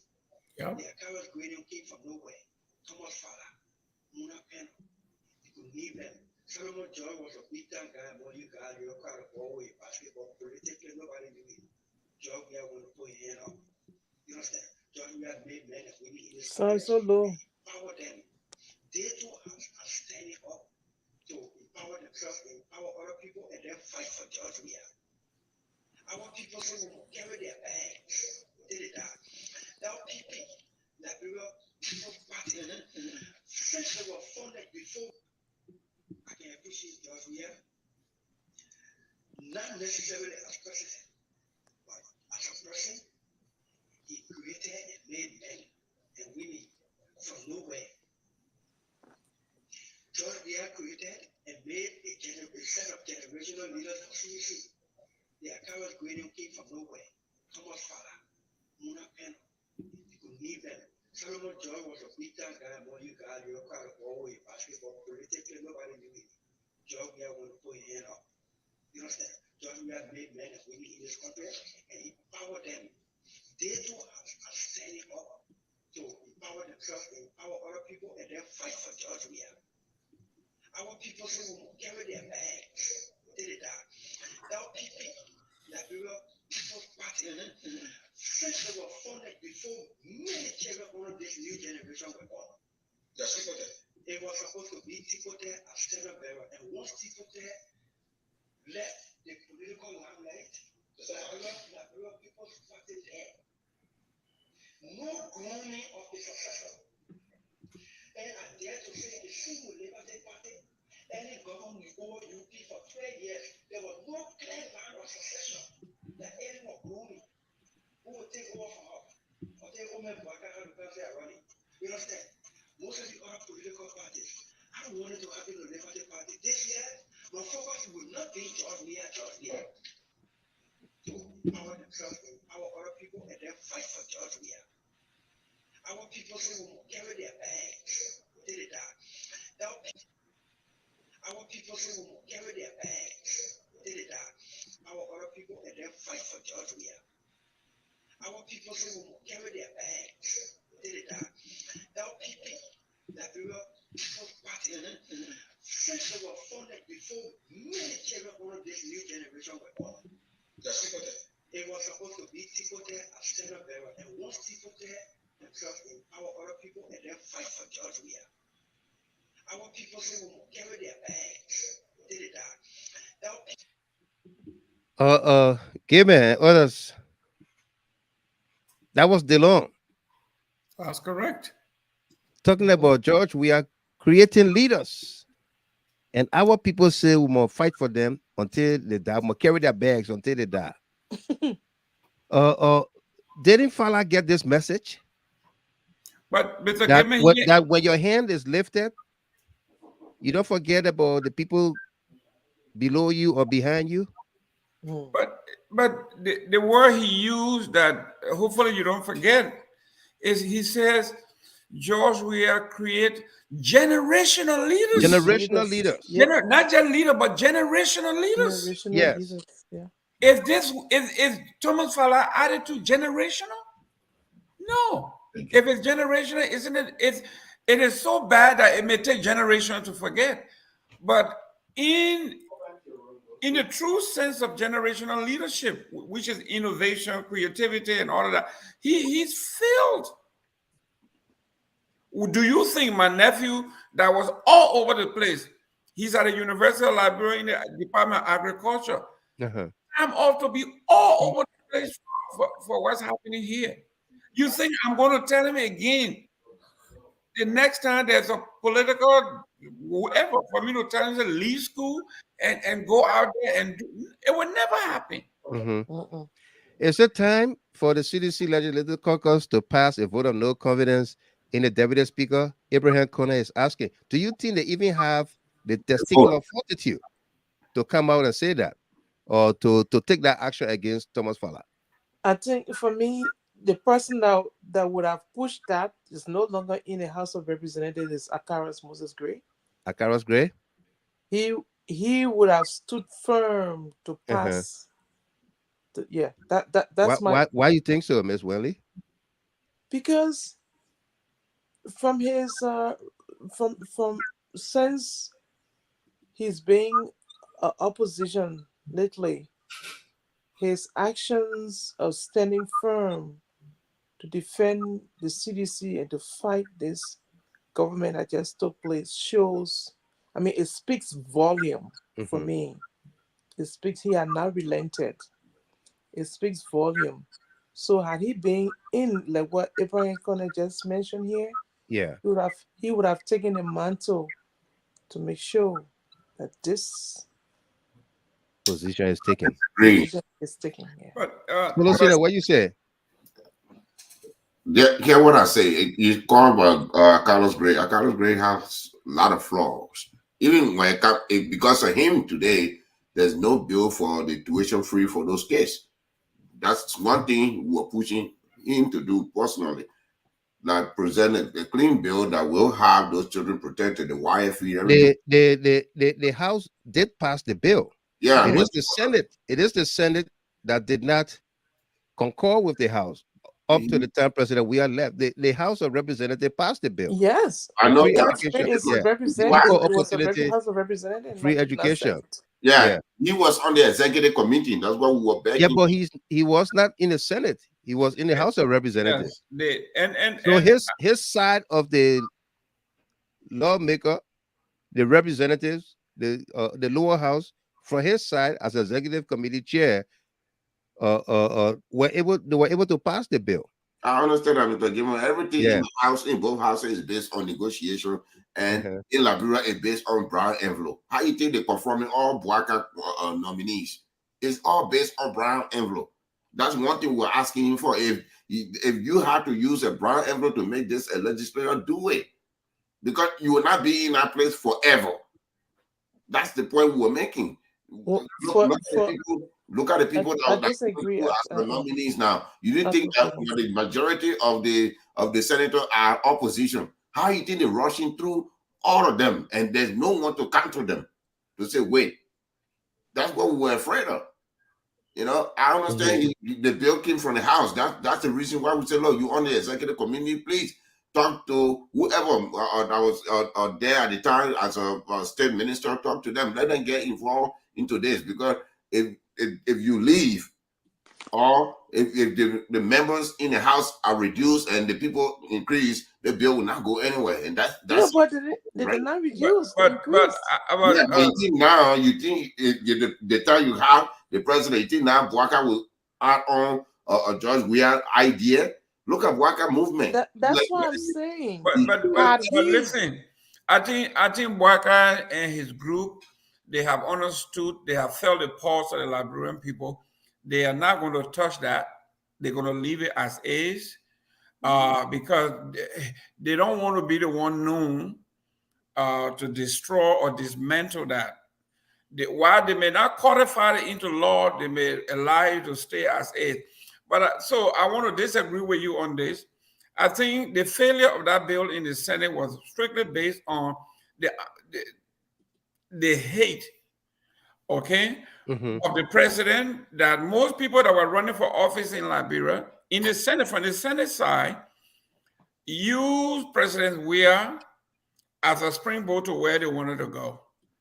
Darius Dillon, for one, would not have breathed any other breath, any other air under the sun here by allowing that bill to go to the floor. It would have died like it did in committee On room. arrival.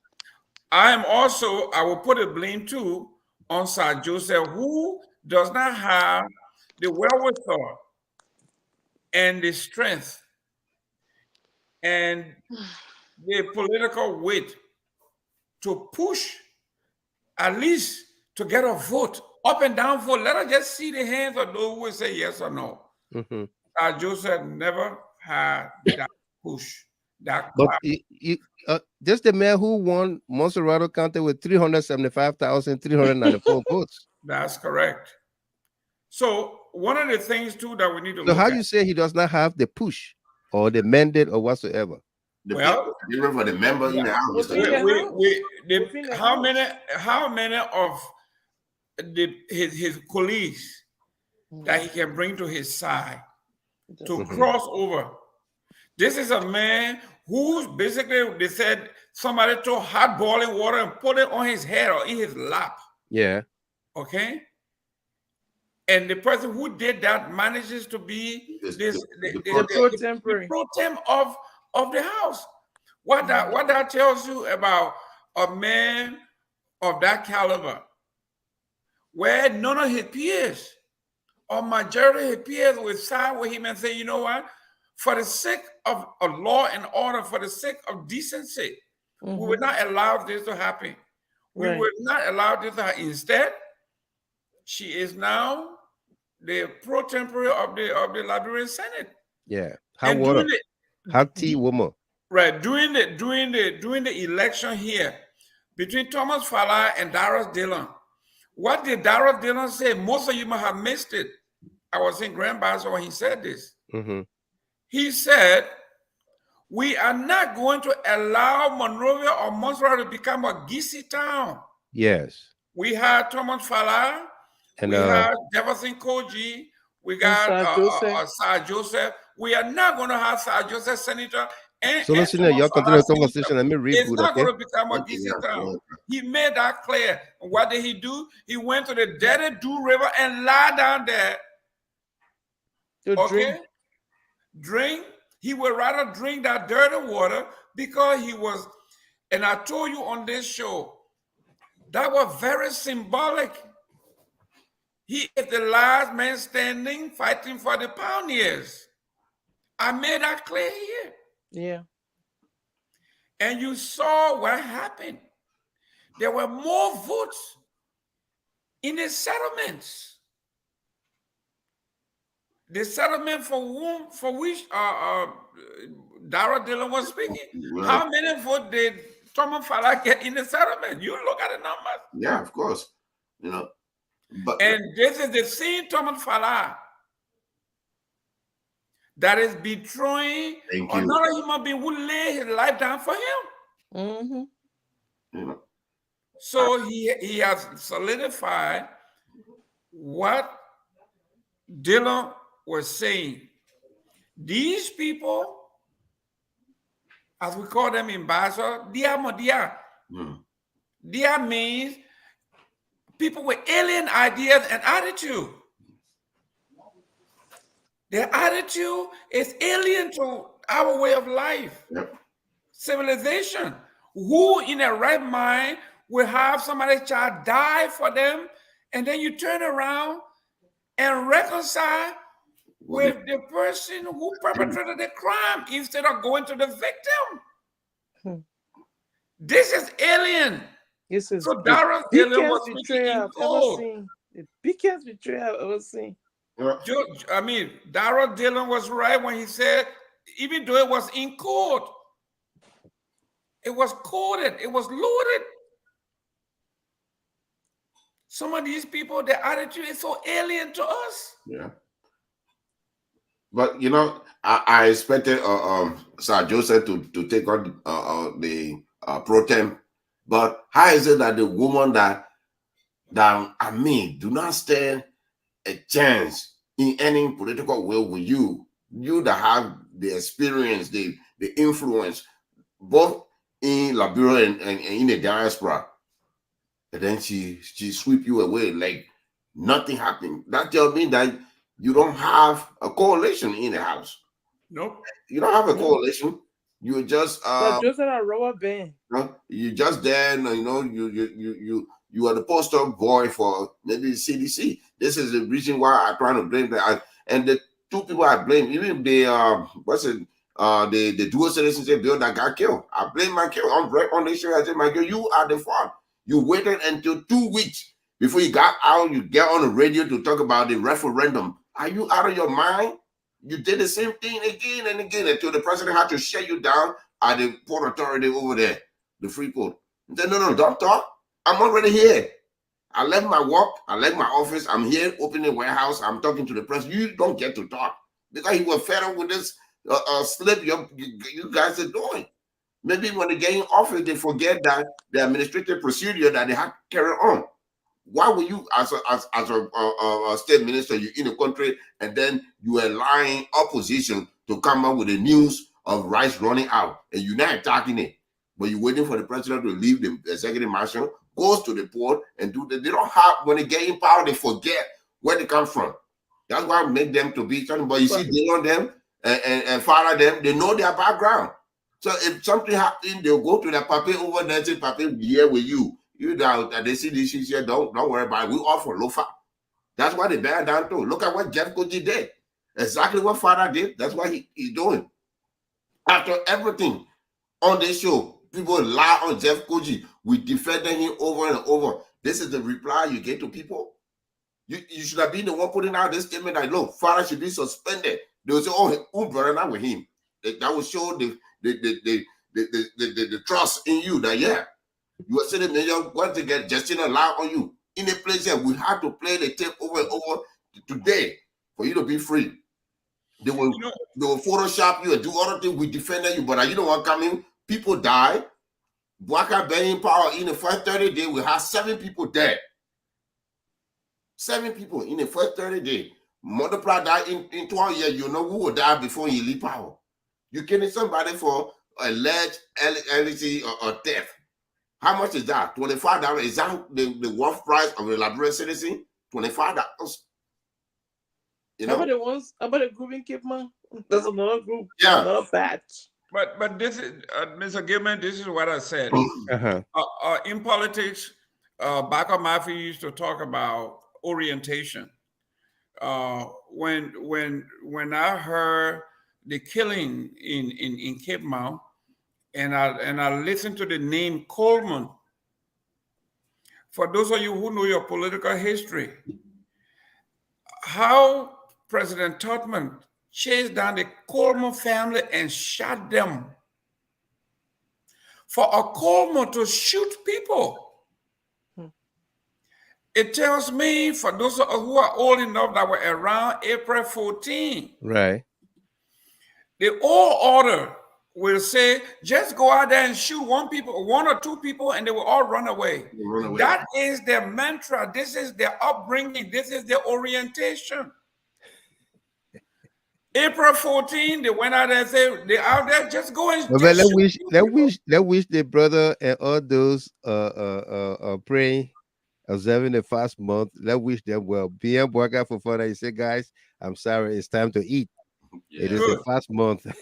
Good, He's in Liberia. It's a 4:43 in Monrovia in Liberia right now. So they're going to go eat and get ready for the days. Yeah, eat enough to take you for the whole day. So Brother, let God be. yeah, you know, Boakai, go ahead. Let the board instructor eat for the whole week. Yeah. So you get louder and don't shake, don't move. Swallow No one go. shaking. Where is Mike Jabate? I want to see what Mike Jabate doing now. But I'm saying this. Auburn, I think he's Auburn.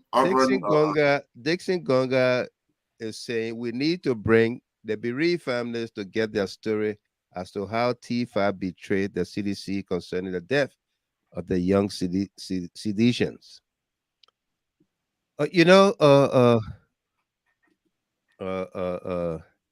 It beats my imagination that we are discussing this thing about a supposedly grassroots party. Yeah. The CDC, where each and every member understands it is a revolution. Yes. Darius Dillon said it well in that video we played you. George Weah made generational leaders, and that should be in the back of our heads. Now, everything we do on a daily basis, we are doing it for the masses. How would they respond? How would they react based on our actions or inactions?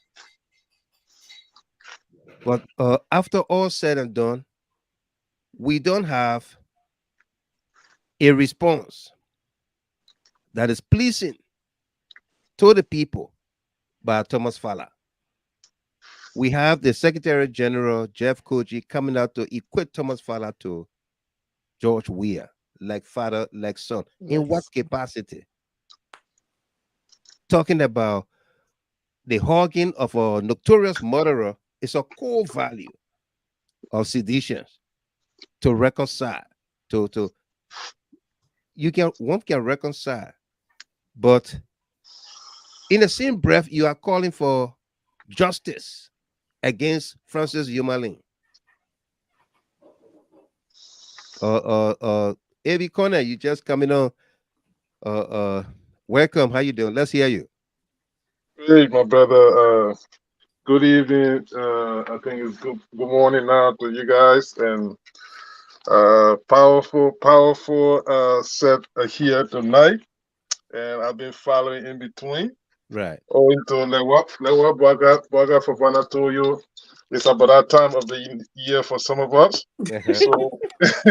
So we gotta do due diligence to that. Yeah. But be that as it may, you fire away from 4 a.m.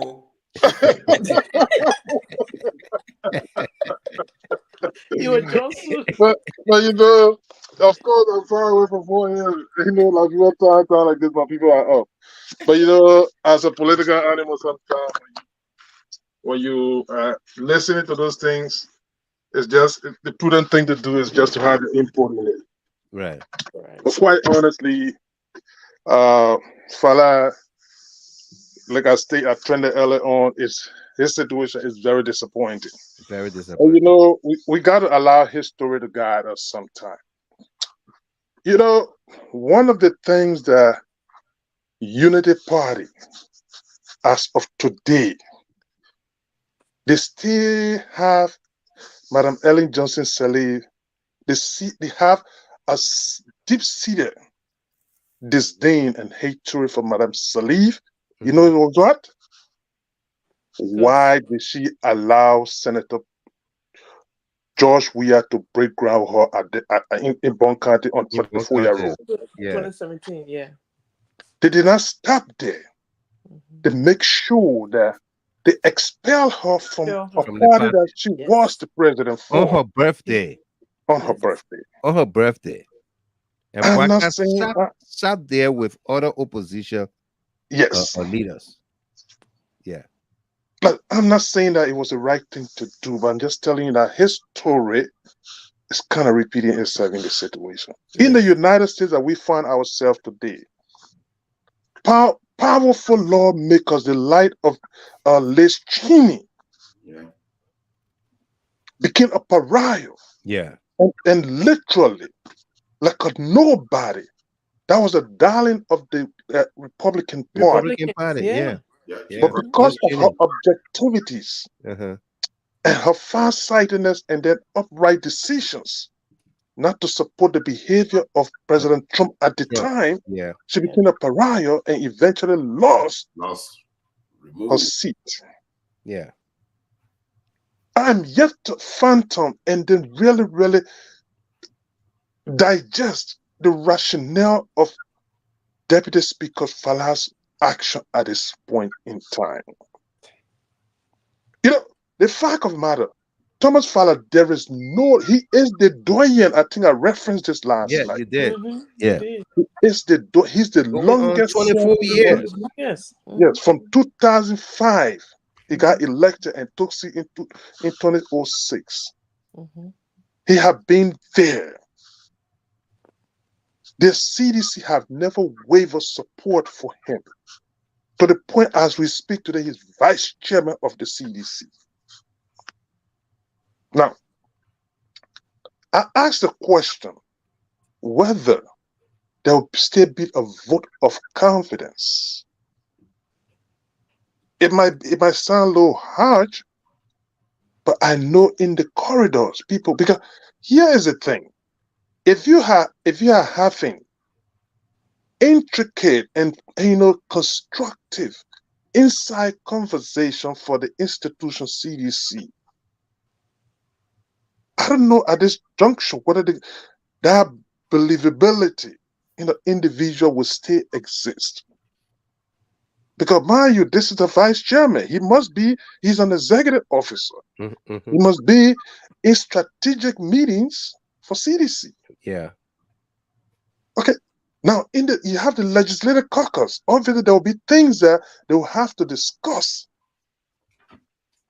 that has to do with CDC. Yeah. Is that the vote is the confidence vote is still there? That's why I asked the question, my brother. But again, this is the story. I don't know how soon it's going to die down, but I don't see it like that, because every time the people seditions, die-hard sedition, mind you, this is a grassroots party. Every time they hear the sees it just exacerbates their anger. And I don't think Representative Fallah is doing himself any justice, because I stated this statement he released is lame. Very lame. He took responsibility, but he's not apologetic. He's not apologetic, no. It's a sad thing. And again, lastly, let me close on this, my brother. The legislative caucus of the CDC in the parliament, I mean, they are disappointing collectively. I'm sorry to say this. They sat in that place. The standard bearer of that party was humiliated for a building that he erected. Yeah. And their silence was deafening.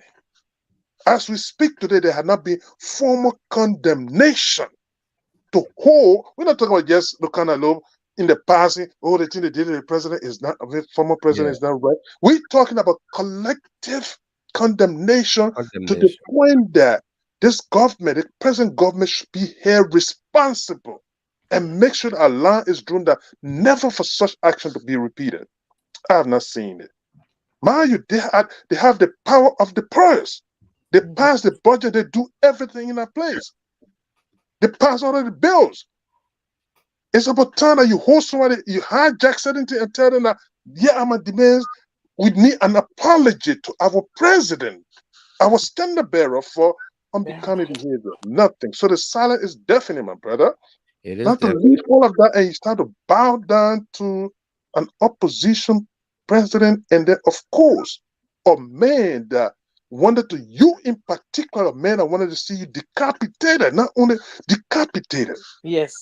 to erase you from the face of the earth. Erase you and his whole generation. And you talk about reconciliation. Reconciliation is a good thing, my brother.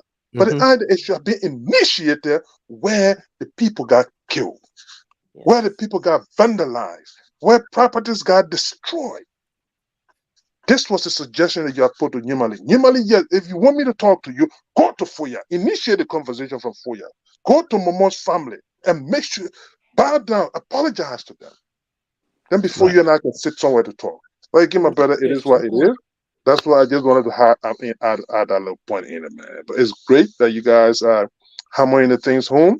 And I can see my dear brother Jerome, from Morovia, is here, and he's hammering it home. I appreciate it, man. Great solo. And my dear sister, Roslyn, you guys are doing a great job. Thank you very much. No doubt. Mr. Gilman. I'm not a firebrand here. No, you're no. good. Listen, Mr. Gilman. Yeah. You know, I consider myself from the Southeast. My sister, somebody that I'm very close to, is the president pro tempore of the Liberian House. Yeah. Somebody that I consider my younger brother. His mother was the first policewoman in Buchanan. Her home was my home where we ate. Darius Dillon, I consider him like a nephew. If I wanted to be a travelist like Thomas Fallah, I would have gone to these folks and say, we are all from Buchanan. We are all one. Let me join the party train and let's shove it down the throat of everybody else. Right. I have been one of the greatest critics for Darius Dillon and Nyobli Kanga. Absolutely. Yes. For this man to have done what he did, giving some of us second thought. Are we burning our own beds for people who don't recognize what we are doing? Because for me to go to even Basa, you know, you got to think twice because you are against Darius Dillon and you are against Nyobli Kanga, and you go. This is our home base. And every time you talk to them, listen, you got your brother and sister, they got all these positions, you need to support them. And I'm toting the party line because this is what the CDC stands for. I'm talking about principle. Yes. I'm not talking about partisan. I'm talking about the principle. What is right is right. Yes. And one should not be afraid to speak the truth, the honest truth. It is the viable principle that makes who you are. Yeah. Your soul. If I want a favor, I can go to Nyobli Kanga tomorrow and say, sister, I'm sorry. I can bow down like Thomas Fallah. I can go to Darius Dillon and bow down to him. And tomorrow we be all lovey-dovey. But that is not standing on principle. No. That's deceit. That's deceit. If you don't stand for something, anything. you fall for everything. For everything under the sun. Let's switch topics here. Let's come to this asset recovery thief. A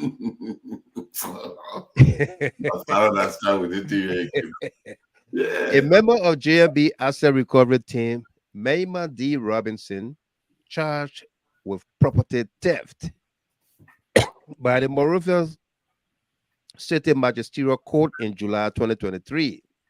The JNB administration is seeking to drop her case. Again, who are those vetting candidates for positions in the Boakai government? She's already appointed to the asset recovery team, Ms. Wenley. She's on the team. There you go. But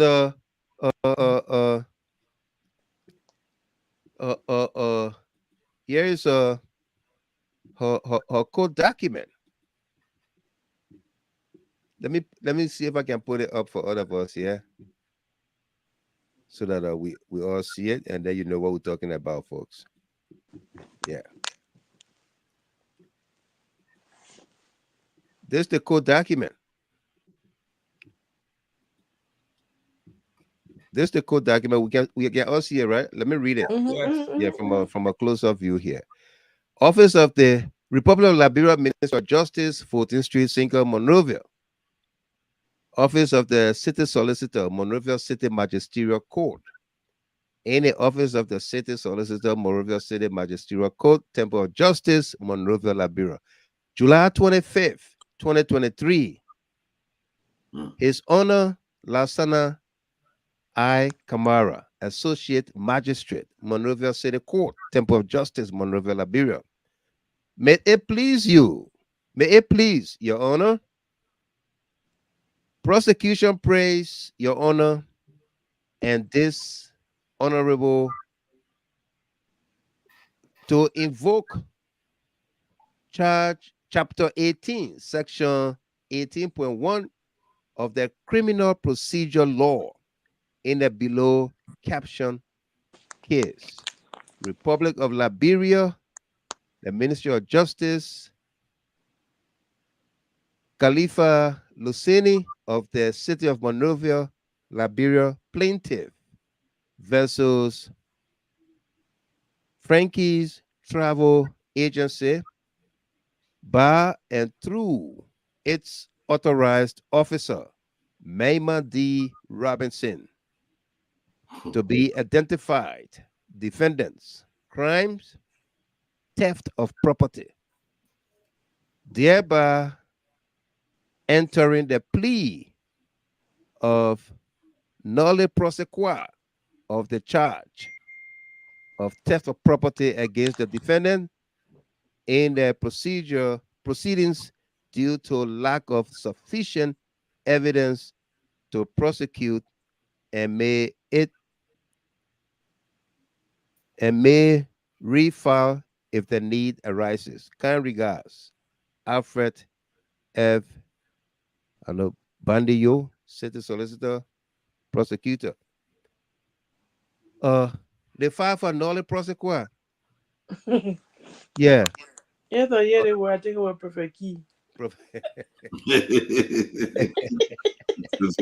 don't go by the provocative. Yeah, that's an abomination. I'm just talking about That's a whenever I get that. All right, who is vetting these people for positions in the Boakai government? Somebody who is charged for theft of property. And we know the meaning of theft. Stealing somebody's property. And then you put them on a committee to go after good citizens. I tell you. Yeah. What kind of upside down thing going on in that country as well? But let me tell you, who vetting them, Senator Moy, the one who went to overthrow the people in NASCO. These are the vetting committee people. Yeah. God.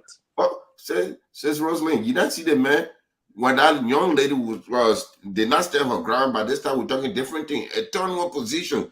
You walk in there with a fake document to say, look, why you want? Is it like the president signed? Yeah. The president said, okay, I'll go. At the same setting, you say, okay, we'll go back to the mansion to do the right thing. Yeah, to do the right. You knew the right thing. Coming from a senator. Those boys came from a senator. The senator, or senator who's supposed to be doing confirmation hearing. It's part of the vetting committee. It's part of the appointing authority, and you are in a separate, equal branch of government. It's embarrassing to see this, but let me tell you, they're going to call the chief advisor, the legal advisor to the president, and they're going to threaten the solicitor general there or the city, whoever, and say, kill it, and then it will die. You know, I mean, she will go and be on that team. What else will happen? Would the CDC lawmaker call her in front of the plenary for questioning? No, they won't do it. No one have the guts to do it. So yeah, she's gonna go on to be on the recovering asset of whatever they call themselves.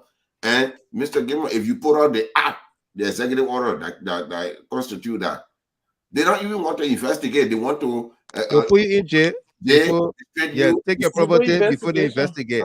Mhm. You know, You are guilty until proven innocent. Proving listen, you innocent. Yeah. I talked to you. I said, my father, Mr. Gilmore. He said, yeah. I said, I believe. I know that you were a thief. Okay, but so what did I steal? It doesn't matter what you steal. I don't know No. you steal. You take the man. Yeah. Go to jail. Go to jail.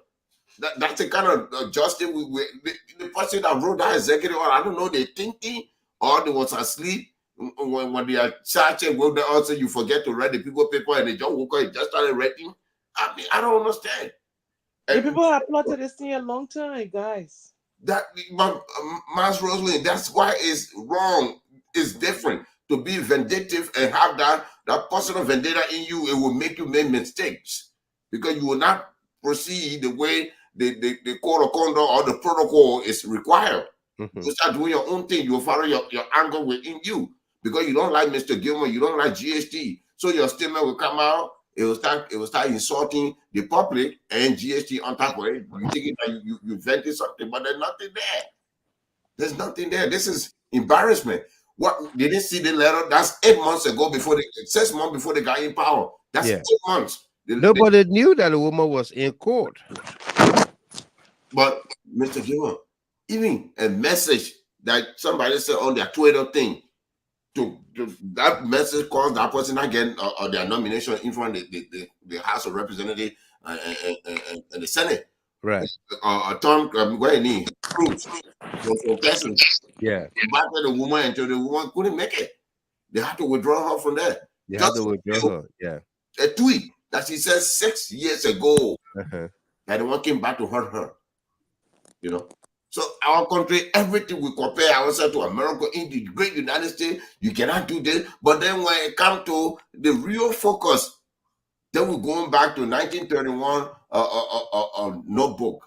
If you're not part of us, you can't eat from the rice bowl. When would that change? Yeah, this war will continue to go and doing it. Because I don't see, you put that in the CDC, you put your lawmaker not strong enough to stand up to the Boakai regime. You're so scared because your brown envelope will not be delivered. That's the problem. Wow. This one should be brought in for primary. Dixon Gonga is saying something here. He said the party remains supreme. In 2012, when Geraldine Doe and Edward Ford decided to take side with the Unity Party during the shooting at CDC party headquarters, CDC quickly uncovered it and expelled them with immediate effect. So no one person is bigger than the party. Than the party. I didn't know that. Is that something that happened? Was Geraldine Doe, Sharif, and Edward Ford expelled from CDC? Yeah, 2011. Yeah. Yeah. See, but it come to Fallah, they want suspension. Even it come to the youth group to do it, but all the executive committee, they are silent. In Liberia at that time, or living in Liberia. Well, you're in Liberia at that time? Yeah, I moved to Liberia 2008. Yeah. Okay. But I was in and out, but I moved out doing my business. Yeah. Right. When it happened. Yeah. I know Jerry Akwe say I'm radical. No, I'm independent now. I'm different on the other side, so I'm not radical. I could be radical when something already in the country. Yeah, because this country is older than any other country. Look at Africa yesterday. Africa, now we're going to Africa. Look at the airport, Boakai landed on in Africa, the Philly Boakai airport. Yeah. Go look at it and look at our Raleigh International Airport. That was just yesterday. Yesterday. All the countries that went to the Afghan 2023, they are praising the people country like to say they just seen it today. Investment going there. The public sector is growing. But our own, we are only loyal to the parties and the people that will give us brown envelopes. It's bad. Nobody put in the country first. Thomas Fallah don't care about the country. He wouldn't care about his alliance with the Boakai regime. Maybe he in 2029 he'll be Jeremiah Koo VP. That's what he wants. Or maybe lobby already. When they overthrow Boakai, look at the spending coming out of the press secretary. Where will you get a woman from? Huh? The woman work in any administration. That you don't want as a press secretary, you doing this. Right. Okay. We're running a little bit beyond here with time. This topic, Decoration Day Wars. The Executive Mansion published an article stating in quotation marks, His Excellency President Joseph Boakai and Deputy Minister for Administration, Ministry of State, walk toward the grave of ex-president Joseph Boakai. They deleted the post when it was noticed by the public outcry, and Press Secretary Kula Fofana sprang into action defending her error as photoshopping by her critics. When will this JNB government own up to their own problems? That's the post right there. From the executive mansion Facebook page. Clear and evidential. Stated His Excellency President Joseph Nyumah Boakai and Deputy Minister for Administration, Ministry of State, walked toward the grave of ex-president Joseph Nyumah Boakai.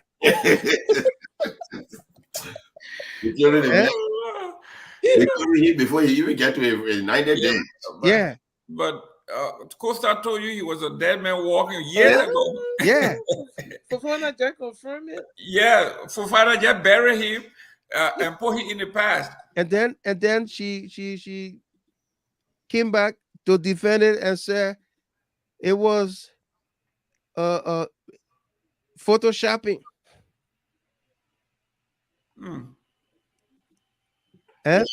She can say whatever she want to say. Very poor job at photoshopping. Do better next time. May the souls of our loved ones rest in peace. Yes, the loved ones will rest in peace. Boakai. But Boakai is also walking to Boakai grave. Resting in peace. Boakai resting in peace. Mr. Gilman. Yeah. Kula Fofana is a woman that I supported 2 times when she was running in Cayman. I never met her before, but supported her because to see the female representation in our country going higher, I supported all the women that ran. And for her, I met her. She was basically a private secretary to President Salif. So she had been in the good graces of LA, and she was very, very sharp. Right. But like we say, this job, I can tell, I know she's listening, a very good friend of mine. Ma'am, I supported you. You know I support you. But this one is beyond, is beyond your pay grade. This job is beyond your pay grade. Yeah. Because you need to be fired for real, Melvin. At first, when they began, I said, well, you know, she need, you know, a few weeks, few days to get her footing. Yep. I said but this woman got on the job January 22nd, February. This is going, what, 90 days now? They almost, what, 37, 38 days into it. More than that. There you go. And something happens, instead of taking ownership, it will linger. Once you keep saying Photoshop, somebody Photoshop what you did, and all of that. The last time she was having a press conference and somebody asked a critical question, she said it's too early to be rude. That's what she told the journalist. And she been saying a lot of other stuff. But Mr. Gilman, in politics, we got in giving our position and hiring. They got several categories. We got the top tiers are those that you owe loyalty to, people that are prime to you. Those are the people that work in the executive. Then, you know, the rest would be deputy minister, assistant minister, director. And then the last group is, you tell them, my man, we'll find somewhere to put you. Don't worry, we'll put you somewhere. We'll put you somewhere. That George Lobo there waiting now for that. That group is the group you see, people like Alice Coffey and these guys. President Boakai knows that there will be no asset recovery. There will be none of those things. So what you do, you create a whole different agency. Yeah. That hire 15 people off the top. Like just the beginning, started with 15. These people, your job is, you know, we put you somewhere, you over here. So here you are now. What is your job? Can you imagine? You got 15 people going to look for money from somewhere. How do you pay them? Who pays them? How long they're going to be on the job? Yeah. What are they lawyers? You know, I think are they security experts? Well, in fact, you know, in American politics, they get something called deniability. You say something and then you deny it, but you deny in a point that people can believe it. That And what then, you are you saying believe is not what you said. you believe your own lies too. You know you That's lie, but then you correct. believe it. So this is what John Molu said. Then he said, Daramio, you know, even though I said it, he said, corruption control requires solid and sustained action. Yes. Not political grandstanding embellished in deceit and hypocrisy. Right. The executive order to establish an asset recovery task force from the very beginning is a mere posturing on the part of JNB intended to pump air in the space for the sole purpose of getting more crumbs for the international community to support his government. Same tactics applied by Weir with the Elton deal meant to attract Bretton Woods. Period. A. Clark Martin, a protege of Serena Cephas, former MPFL rebel, refused visa multiple times by the U.S. Embassy and listed in the IAA report for corruption at LACC, cannot be the messiah to recover stolen wealth scattered not only in Liberia, but in America, Europe, Asia, and other parts of Africa. No doubt. Alex Coffey, in GAC's RIA report, accused of multiple corruption when he was at FIU. He is no messiah either. A. Jackson, with a hand steam from the Bond County Development Fund, cannot be a messiah in a fight. They don't have the integrity, the education, the exposure, and the competence to lead this fight. You cannot set up a serious team for the mere purpose of meeting job satisfaction. That's what I said. Yeah. Yeah. You say you cannot do it just because you want to give people a job. Lacking competence, experience, education, and the exposure. This is John Molu. Former Auditor General. This is a man who have done all of these things across the world. He has quite a bit on the Boakai Salif government. Of course. There was another one that he did when he called them the 3 times corrupt more than the previous government. Judy Bryan. Judy Bryan government. Yeah. So this gentleman knows, like he said, Doe also created a bureau of reacquisition. Reacquisition. Okay. And what became of it? Right. Nothing. Nothing. Ellen also, we are also. This is what we're talking about, heavy lifting, because it's a legal matter. It is.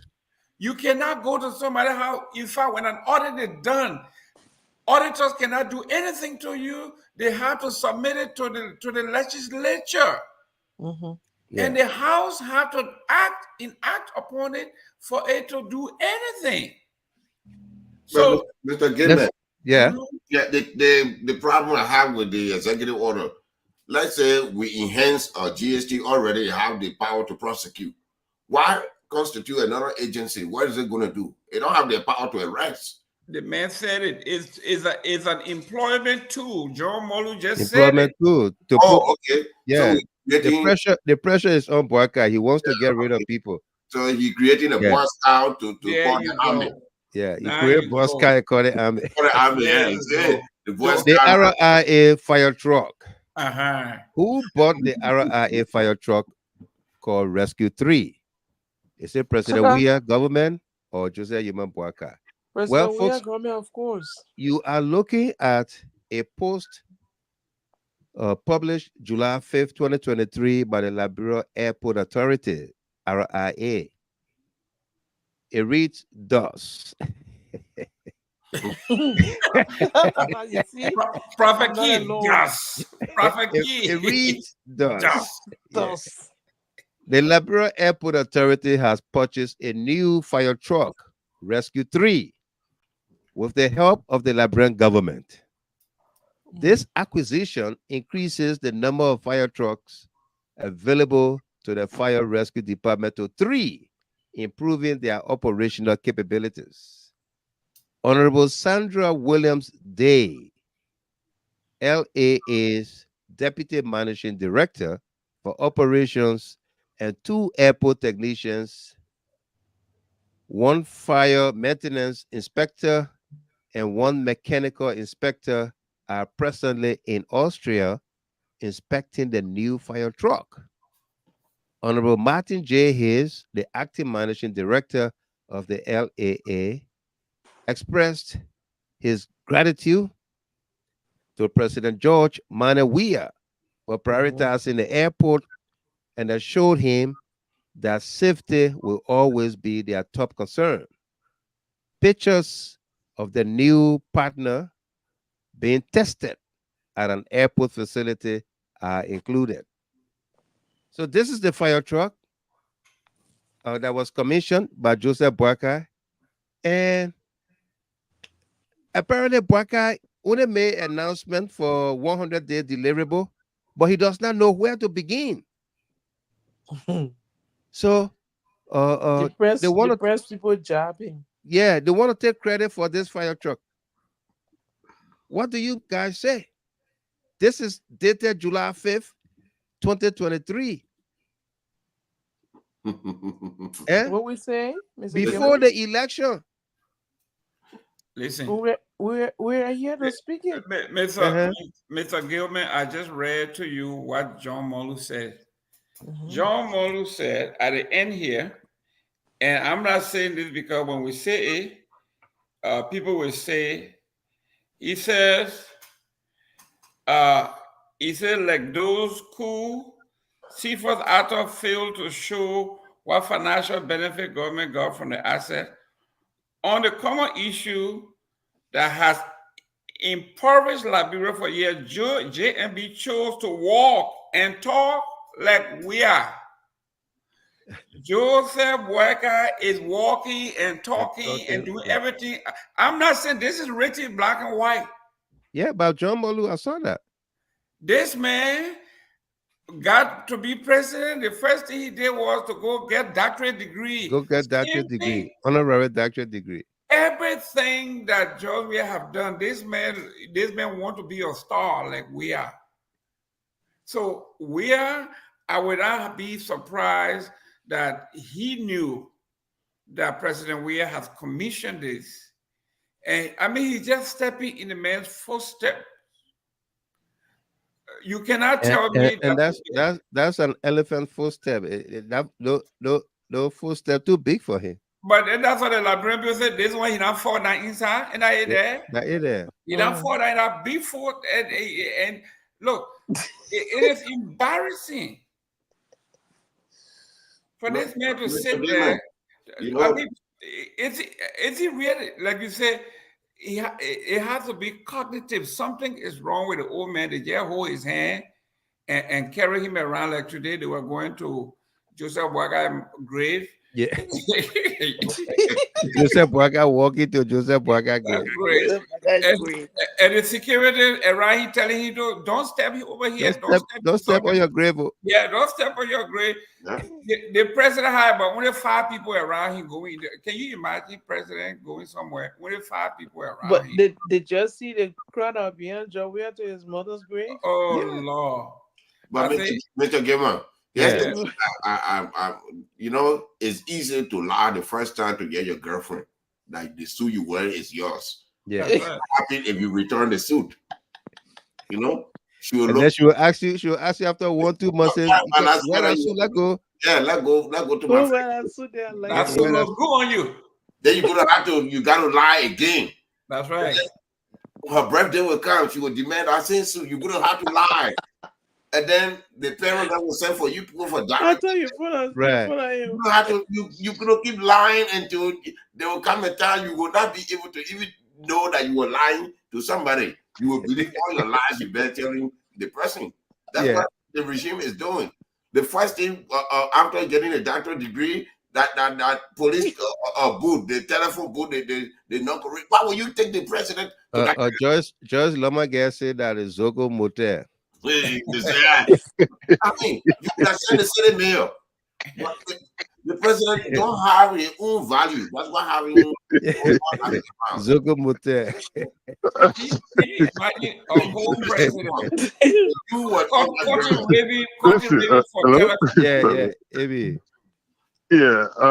I know somebody there. But brother, let me tell you this. The topic you're talking about right now with that truck, that fire truck. The fire truck, yeah. Let me tell you this. If President Weah had not dedicated a particular presidential launch, that VIP launch, at the Rivers International Boakai was Airport, going to take it. Of course. that was going to be the first project President Boakai was going to dedicate. Yeah, instead of If they can get the balls, the bigger balls, the to go testicular fortitude. The testicular fortitude. Yeah. You know, for them to go and they claim credit for the fire truck that have been negotiated long before you come in. How much money you get at this point in time that in less than 3 months time you finish getting less than 3 months you finish getting fire truck imported to come in the country in no time. Yeah. How possible could that be? And even if you had arranged it, the shipping cost of that thing, it was nothing less than 30 days. Right. So are you telling me immediately by June 22nd, article January 22nd, I think of the procurement was made for the purchase of the fire truck? Well, you don't have officials. I mean, when you don't even have your cabinet. That's the thing. Yet at because the thing is a system. Making these purchases they go through, you don't even have you don't have a airport managing director. Nothing. Then you're talking about you purchase it and then to get the boss to go dedicate that. Trust me, all of the projects that President dedicated before leaving office, even the PHP, they would have gone there to dedicate it and take credit for it. You understand? So this is it's a sad situation, my brother. But again, this is Liberia for you. This is Liberia for you. All I can say, he got nothing to do with this fire truck for that airport. Because if he had, by now, since he became president, the medical supply that he gave to America would have been Liberia. Well, but he said the container was there. Maybe he keeping it behind the house. The medical container, but he said we got medical. So when it shows that he got nothing to do with these things that President Weah worked that he part up and Joseph Boakai has no connection beyond Dupo Road. no connection. Oh, good man. Beyond where? Connection with the Minnesota broken fire department. They put a Brooklyn Center Fire Department. See, broken fire got a hot on his head. So, Mr. Gilman, what happened to the environmental expert that was supposed to be saving Liberia, Mr. What his name? Winifred Russell? That his name? Winifred Russell. Yeah, I call him Winifred Russell. What happened to? Yeah, what happened to him? He was supposed to be going to Liberia to save Liberia from all the disaster. What happened to him? I didn't hear his name. He was there. The man is running. He's running to be a state representative. I saw him in Liberia. He was one of those that came back with nothing. So the man went. He came back to status quo. The man when he was interviewing later that own a resort or restaurant. I saw that. Yeah, he was pushing. Made Liberia something. He was doing that, and I said, oh. This man who's supposed to be the environmental expert, that's supposed to come and save Liberia, is here promoting hotels. This guy, Liberia mega. This guy, Winfred Rosa, just a sidestep. He launched a fundraiser to raise $10,000 for his campaign 19 days ago. Hmm. 19 days ago, as I'm speaking to you right now, 1 cent, nobody. Tabata, Fokoki. Fokokida in a fundraiser. 1 cent is not there. You would even Eh? even his own wife Zilch, didn't nada. contribute. Zilch, nada. His Zero. wife didn't contribute. Eh? His wife didn't Did not contribute. contribute. Even I don't know his wife or his girlfriend or he said had not put 1 penny inside Kobo. And not there. Yeah. Donation God. zero amount. 0% raise of And when $10,000. And when Mr. is the Gilmore. election? Mr. Gilmore, It's, what about his side the chick that primary is in August and the election is November. Oh, you gotta get going. he left behind? Not get going. There's no get going there.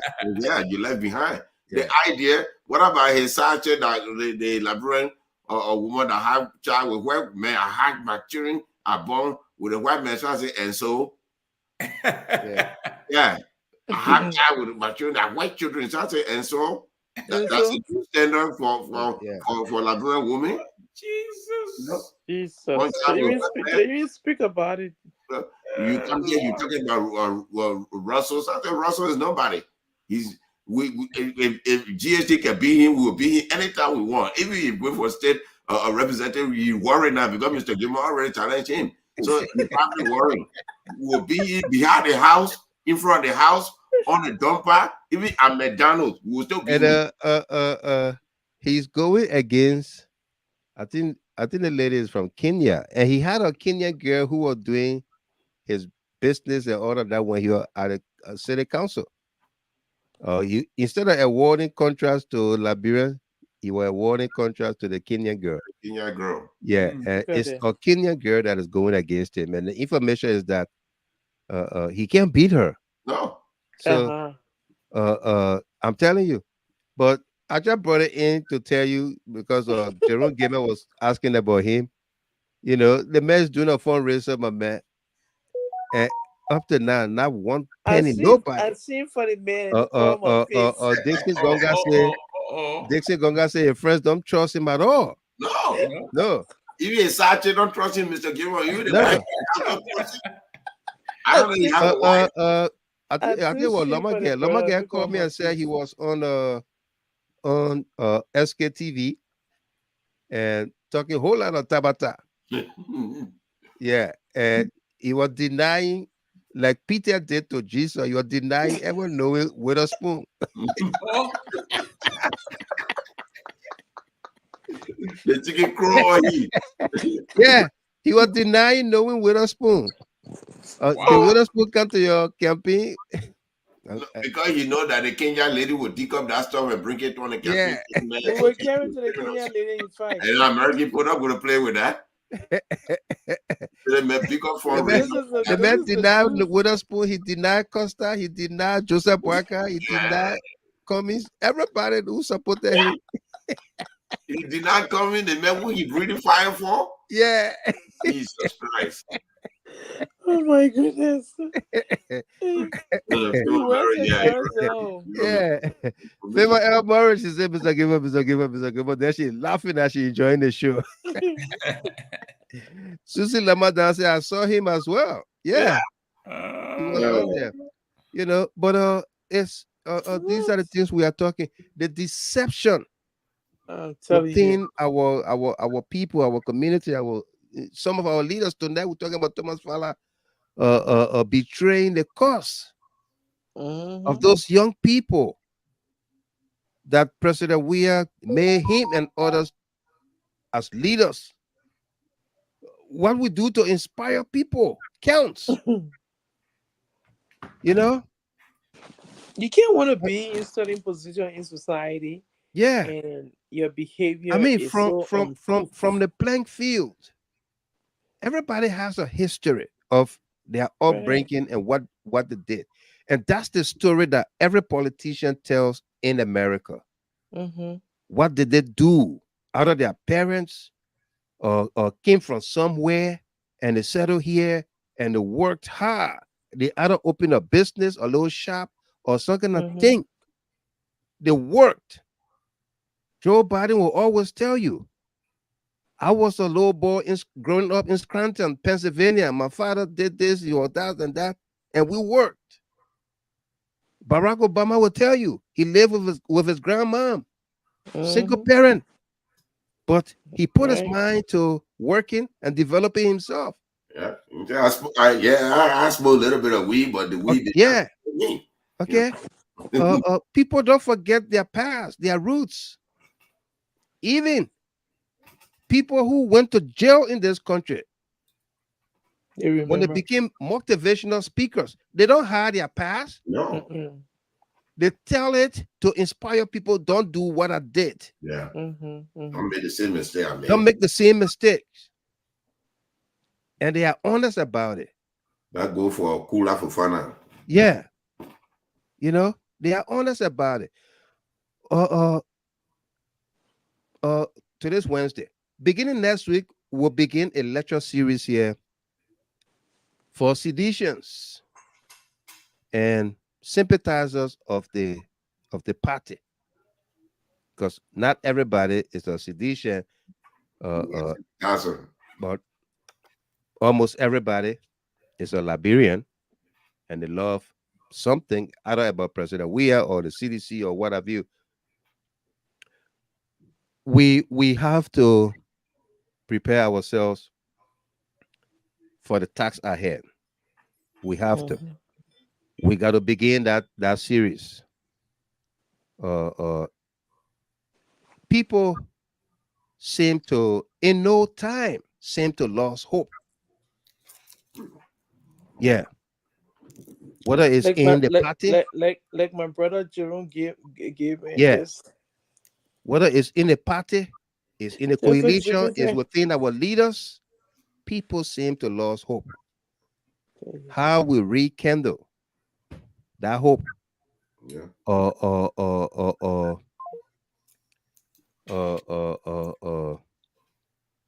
Reintroduce, make people to feel whole once more and restore that hope in them. Yeah, that's the word we're looking for. To restore people hopes. That's right. All right. It has to be done, man. It has to be done. People are wary. People worry about what is happening. Okay. We're not gonna sit out by and allow these things to happen. Especially not giving to those criminals. Yeah. We're not gonna sit out by and allow it to happen. These things criminal when they are the professors. Absolutely. So we'll open up the lines for a few callers, maybe 2 or 3. If you want to participate, call us here quickly. 313-957-9702. Call and be a part of the conversation here. If we don't have callers, we're gonna go to our analysts and panelists for their closing statements, their takeaways, and what they want to leave with us here tonight. Jerome Gamer is just fresh from Liberia. Right now, I envy you, my man. You bring some of the organic fufu. Yeah. Oh man! Listen, it's written all on your face. Yeah, I know. But the biggest thing that happened to me in Liberia, let me tell you. Yeah. The Fallah community adopted me. They got me. They gave you what your name, Jalo? No, listen. Yeah.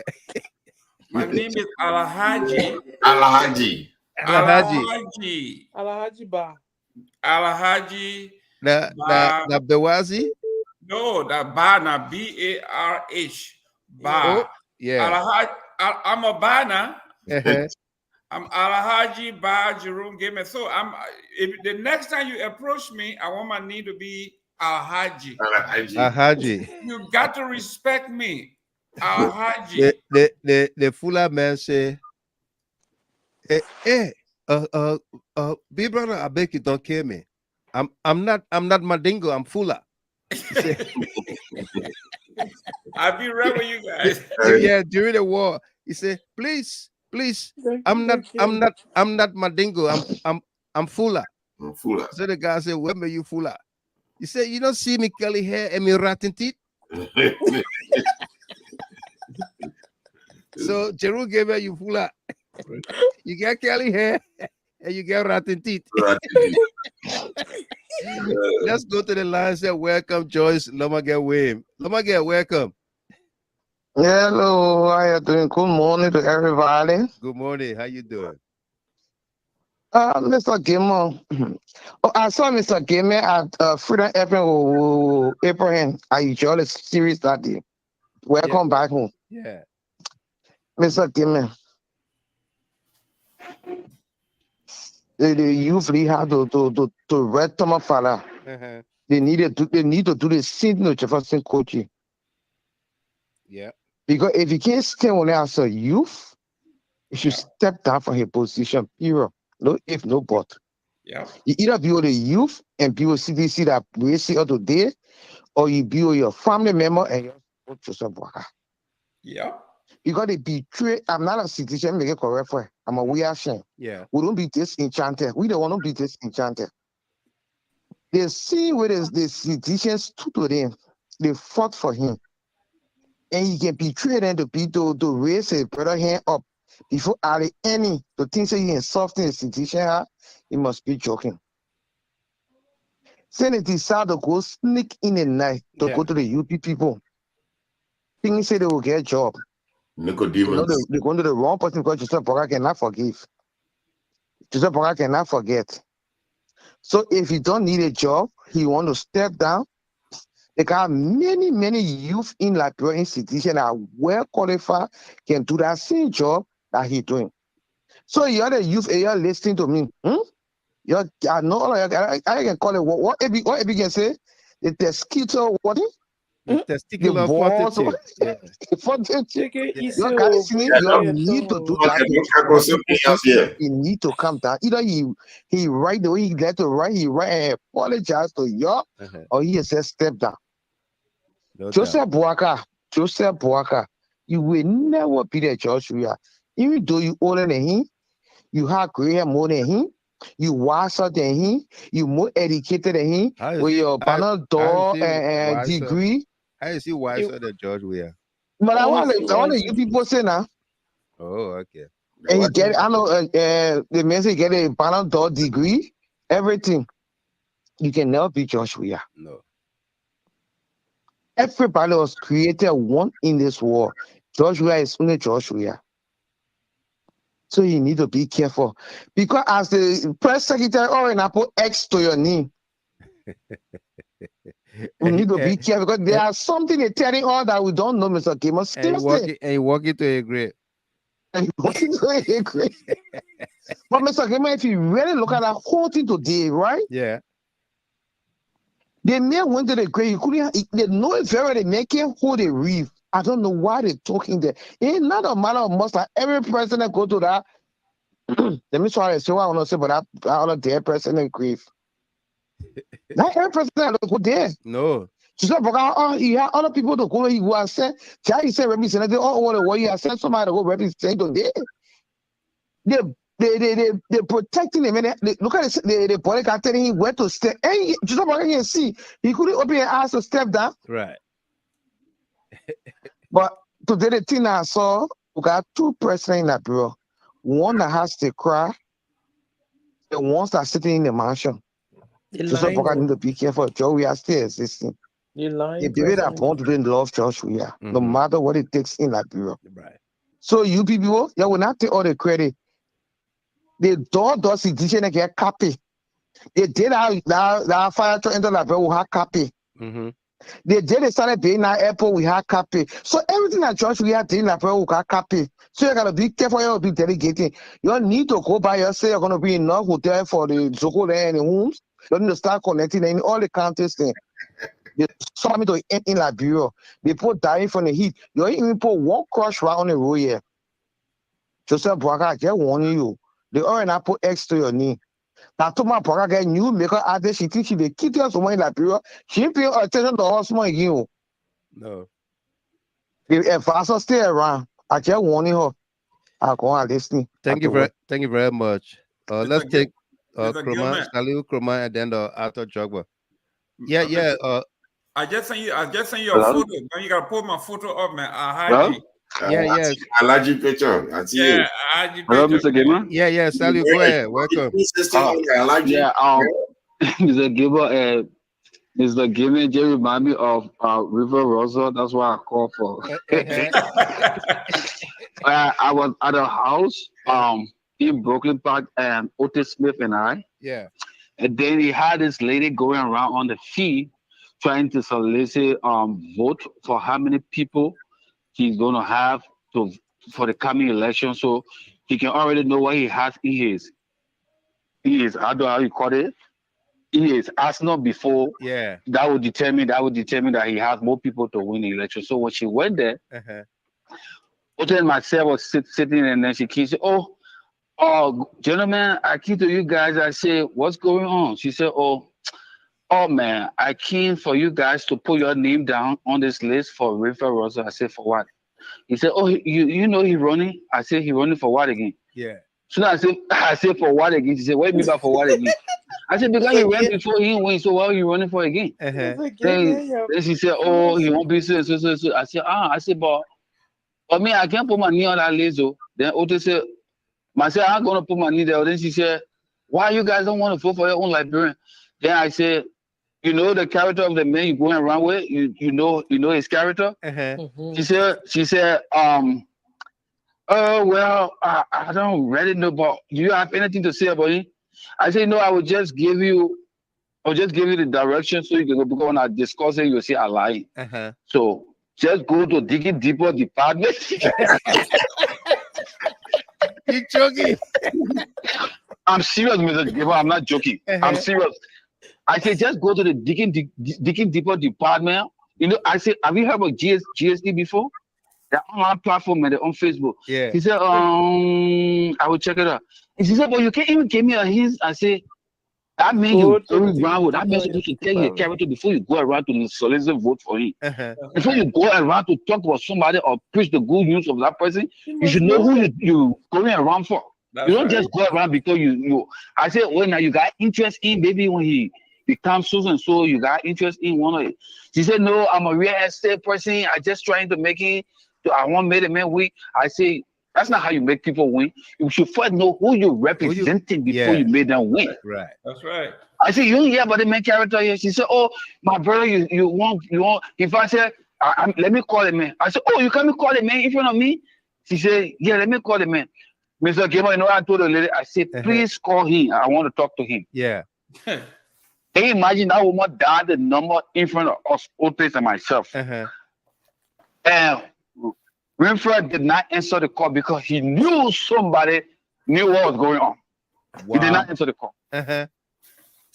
So she went outside. I don't know what she talked or not. She came back and said, anyway, the message is busy. Then Otis and I said, she already go get the news. The man giving her the feedback. I said, just leave that man, you'll not get vote for them. Wow. I'm serious. I'm not joking.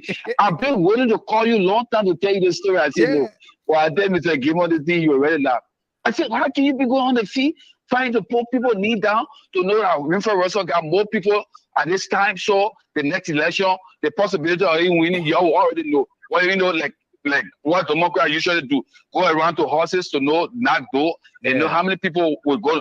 That's what she was doing. But she bothered the wrong people. The same thing happened during the last election he participated in.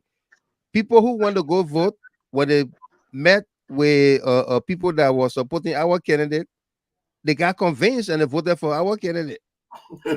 Our Yeah, but endorse candidate, and I think it's gonna happen to her when she realizes. But I know, Yeah. I think I went back to Otis Hall. I asked, did she come back? She said, Otis said, that woman ain't going to come back. And matter of fact, she's going to get a lot of resistance. And then it's going to make her weak. She's going to go back to him and ask, but what you do to the Liberian people? They won't vote for you. Yeah. I said the man fundraiser got $0, $0. That one made me laugh.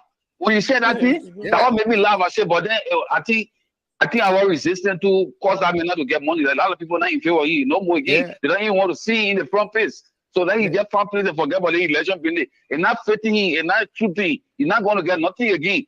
So that I believe. That's why he gets $0 in a car. Nothing there. Nothing there. They want to live nothing there. $0, nada.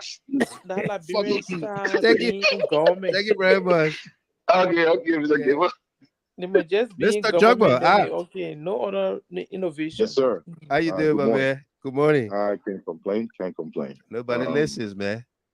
Yeah. My man, Yeah, man. you see the Ahaji picture? I see you. Yeah, I see that, man. Let me bring the man closer to everybody. Well, Bring it up close and personal. We're gonna rate. Yeah, it looks very good with the hands put in front of it. Alaji. Either $700 to $800 journey underneath the Alaji gun. Yeah. Yeah, I want it.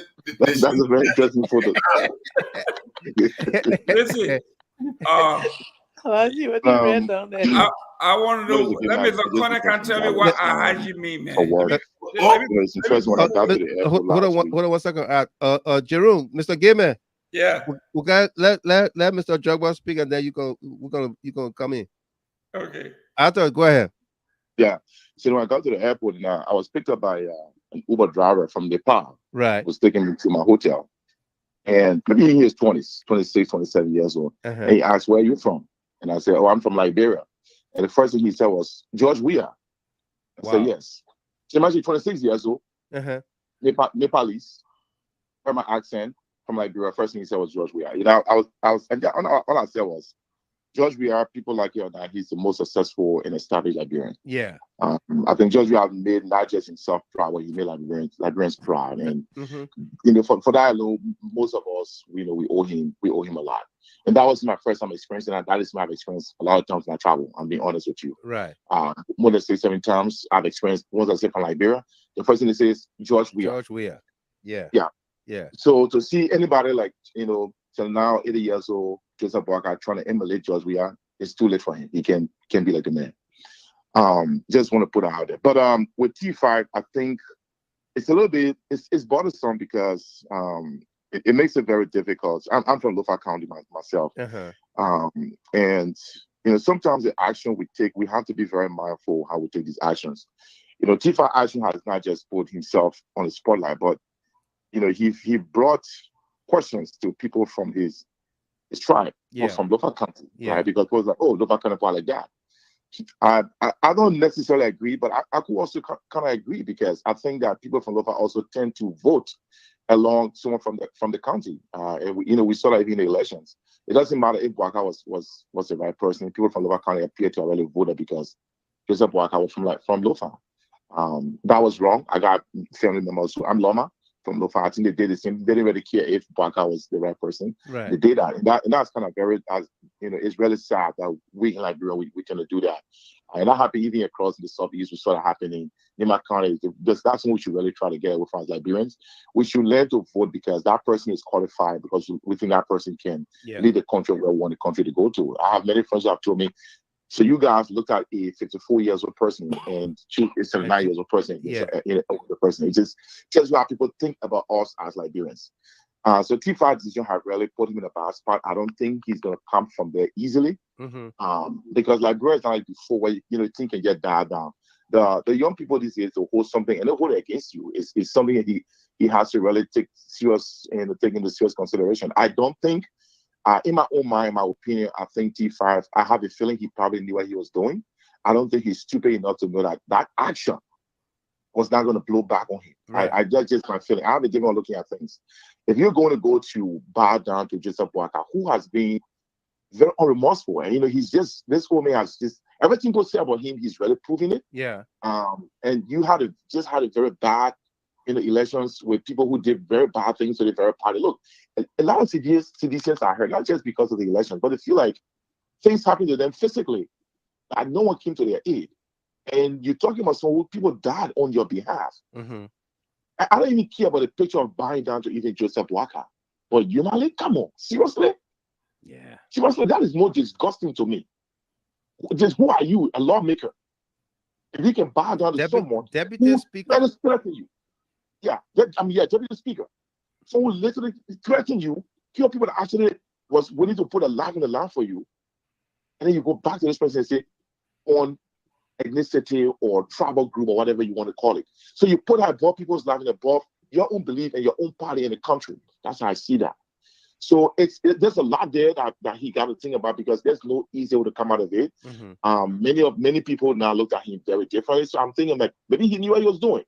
Maybe he's like, I'm gonna do this. Maybe they'll get angry and put him out of CDC. Maybe he planned to move towards UP. You never know these people. Look, people have a way of doing things because he's been around for a long time. I don't think he's stupid or dumb enough to say he would do something that won't blow back. He saw what happened with Molu recently. People blew on Molu when he did that stuff with Prophet Keys. Yeah. So he can't tell me it won't come on the air and people won't see and people won't talk. I think he knew what he was doing. I could be wrong, and I hope I'm wrong. But whatever the case is, he's made a decision that's going to affect him politically, and that's just a fact. He's going to have to live with it. I think the CDC you wing have done the right thing. Mm-hmm. That tells you that CDC, I would say, it's a movement, right? It's not just a party, it's a movement. There are people in our party who believe in George Weah, and they believe in the movement, right? Whatever CDC wants to establish. Right. Nothing is ever perfect, but things start from somewhere and it gets better. Yeah, look at that. I mean, look at that image. So that tells you a lot. And to go to that program and talk with, I don't even want to talk about going to human program and see the things he said. It's disgusting. Yeah. I'm excited. I'm excited yes. to be here. Can you believe it? Yeah. Honor. That is very sad to do that. So he cannot come out of it. It doesn't matter what he does. And look, to grow as a party, as CDC say they believe what they believe. And I look up to Game, and I say on EB show, like, man, you're aging backwards, but backwards, you're not going forward. I mean, every time I see my man Game, is like, he's aged like backward by 20 more years. He must be having a lot of fun in life. But think about, just look at that image. But think about this, Mr. Gaiman, and all of us in the show, we all come here, we express our interest. Right. As you said earlier, some of us are sympathizers of CDC for various reasons. I am a sympathizer of CDC. Who knows, one day I'll make up my mind to join the party. I heard what Brother Gaiman said. He's right. But I think that when we believe in something, we should not allow the attitude or the behavior of one person to change our mind, to walk away from what we believe in. Thomas Fallah had made a decision. Again, like I said, he may have made that decision based on certain reasons that we may not even know about. He may have calculated it properly and knew exactly what he was doing. He probably knew the blowback. He could say, oh, I'm going to go join UP. Now they don't want me here. There are a lot of things going on with people, and we just don't know it. And I don't think, for me, I would say because of his action, I would never sympathize with CDC. Mm-hmm. I've sympathized with CDC, and I believe that it's a party that is a movement. I think sometimes in life, these things happen so that you can have new breed of young people or other people to come in that can actually take the ring and move things to a better place. People who've been in leadership for long, they've not done enough for the party to have won elections. They've done things that have affected the party in a way. I think it's just time that somebody walk away. Look, they need to leave. There are people who have potential that can step in positions that you may not even believe they can lead.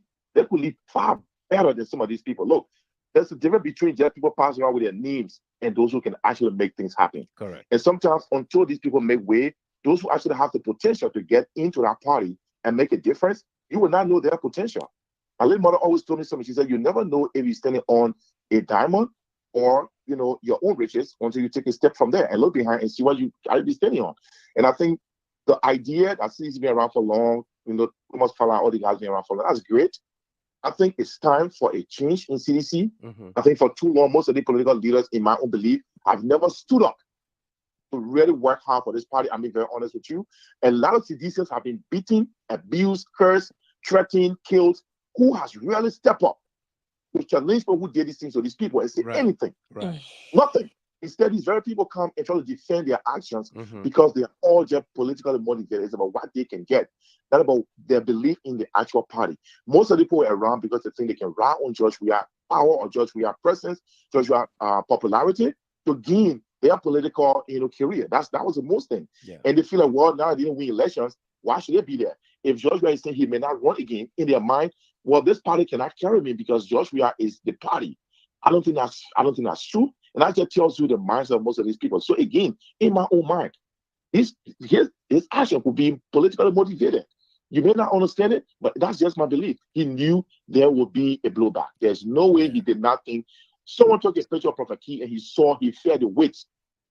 Now tell me, if you went and took a picture, online, video, went to a place, bowed down to people who we know they have some of the worst characters, and you tell me you did not know what the blowback would be, I challenge that.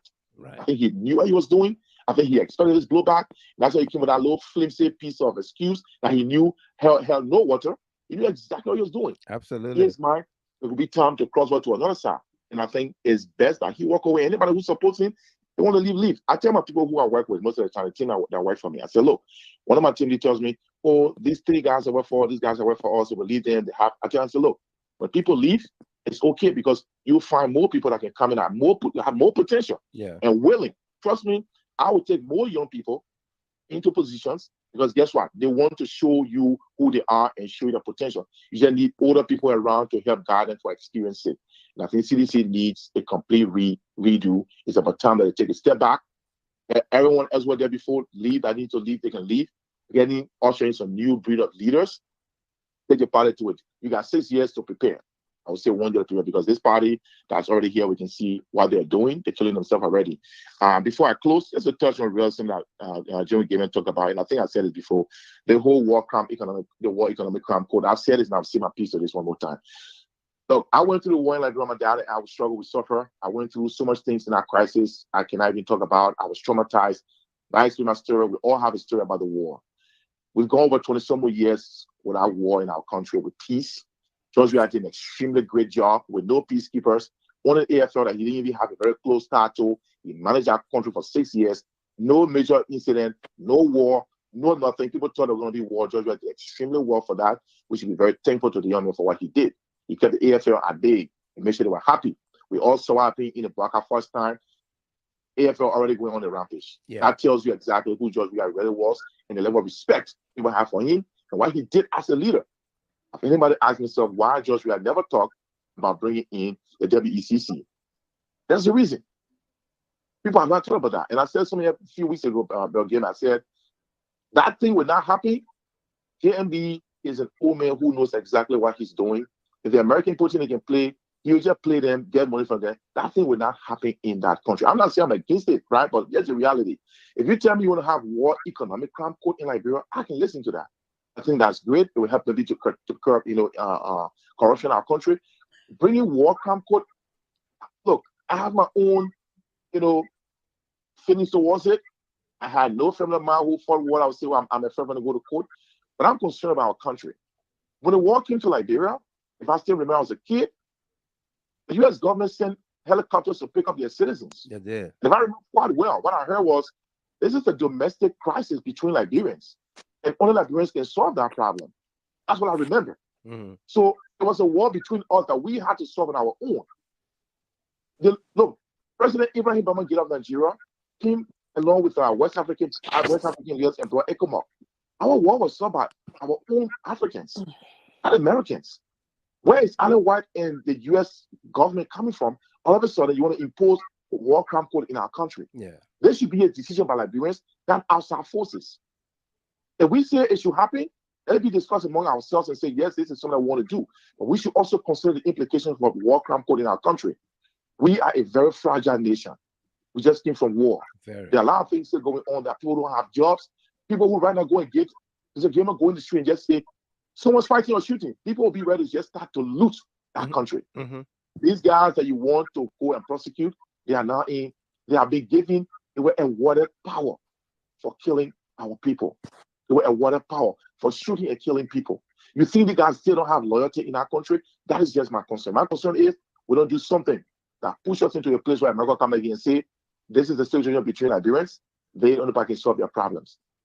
I think like Bro Gamer said, I don't think it's going to happen. I think it's just another game that the Boakai government trying to play quickly to show some quick wins. That's just what I believe. I think like, oh, we're doing this now. It's just about let's show some quick wins so they can see that we said we'll do this and we're doing it, but we know it's not going to happen. Right. That's just my thought process about the whole thing. Thank you. Thank you again for the night, gentlemen. I appreciate this conversation. They help our country move forward. And good night. Thank you very much, Arthur Jogba, there from Virginia. Folks, you are listening to GD Hard Talk, FM 107 and the Global Station. It's been a great conversation so far. Time if I spend yet, but we're going to ask our panelists and analysts here to sum up their thoughts within a minute each. Let's begin with the lady here, our lone lady for tonight, the panelist, Rosalind Wenley, Switzerland. Good morning. Good morning.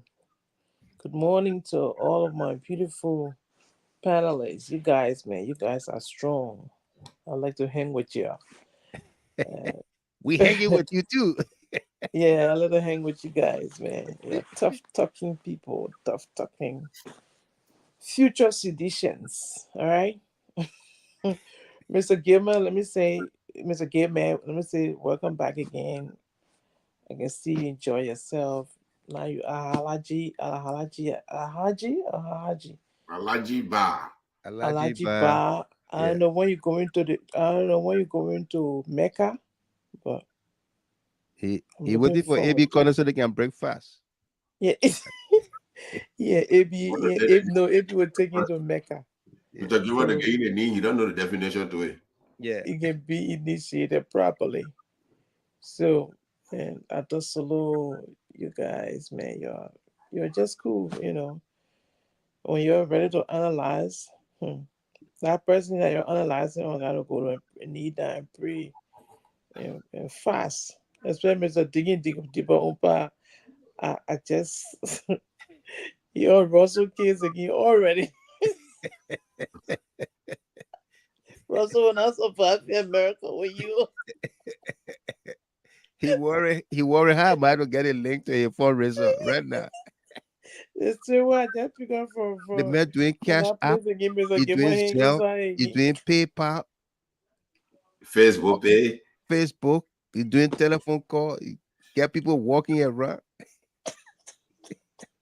So anyway, guys, man, thank you. The CDC leadership thing is a hell of a one, right?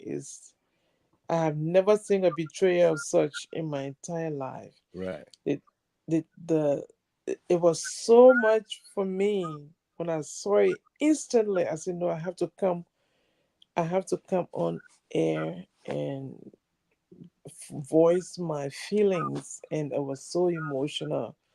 That's how painful that behavior is, you know. Yeah. For someone to make me cry on screen while I'm talking, I couldn't hold it. Mr. Gilman. That is just too painful for me. Up to now, I cannot put my hands on it. Right. After all of this, people lost their lives.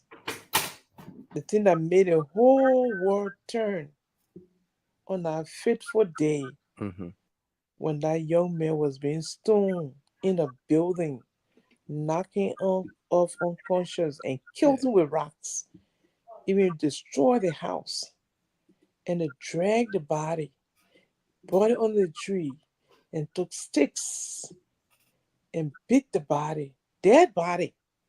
Yeah. Beat it to double death.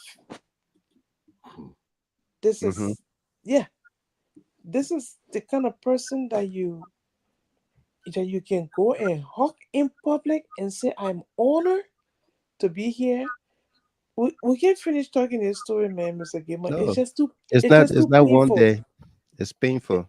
Yeah, just too painful. So yeah. I submit, man. I submit. Thank you very much. Solo Senior. Yeah, Pop. Yeah.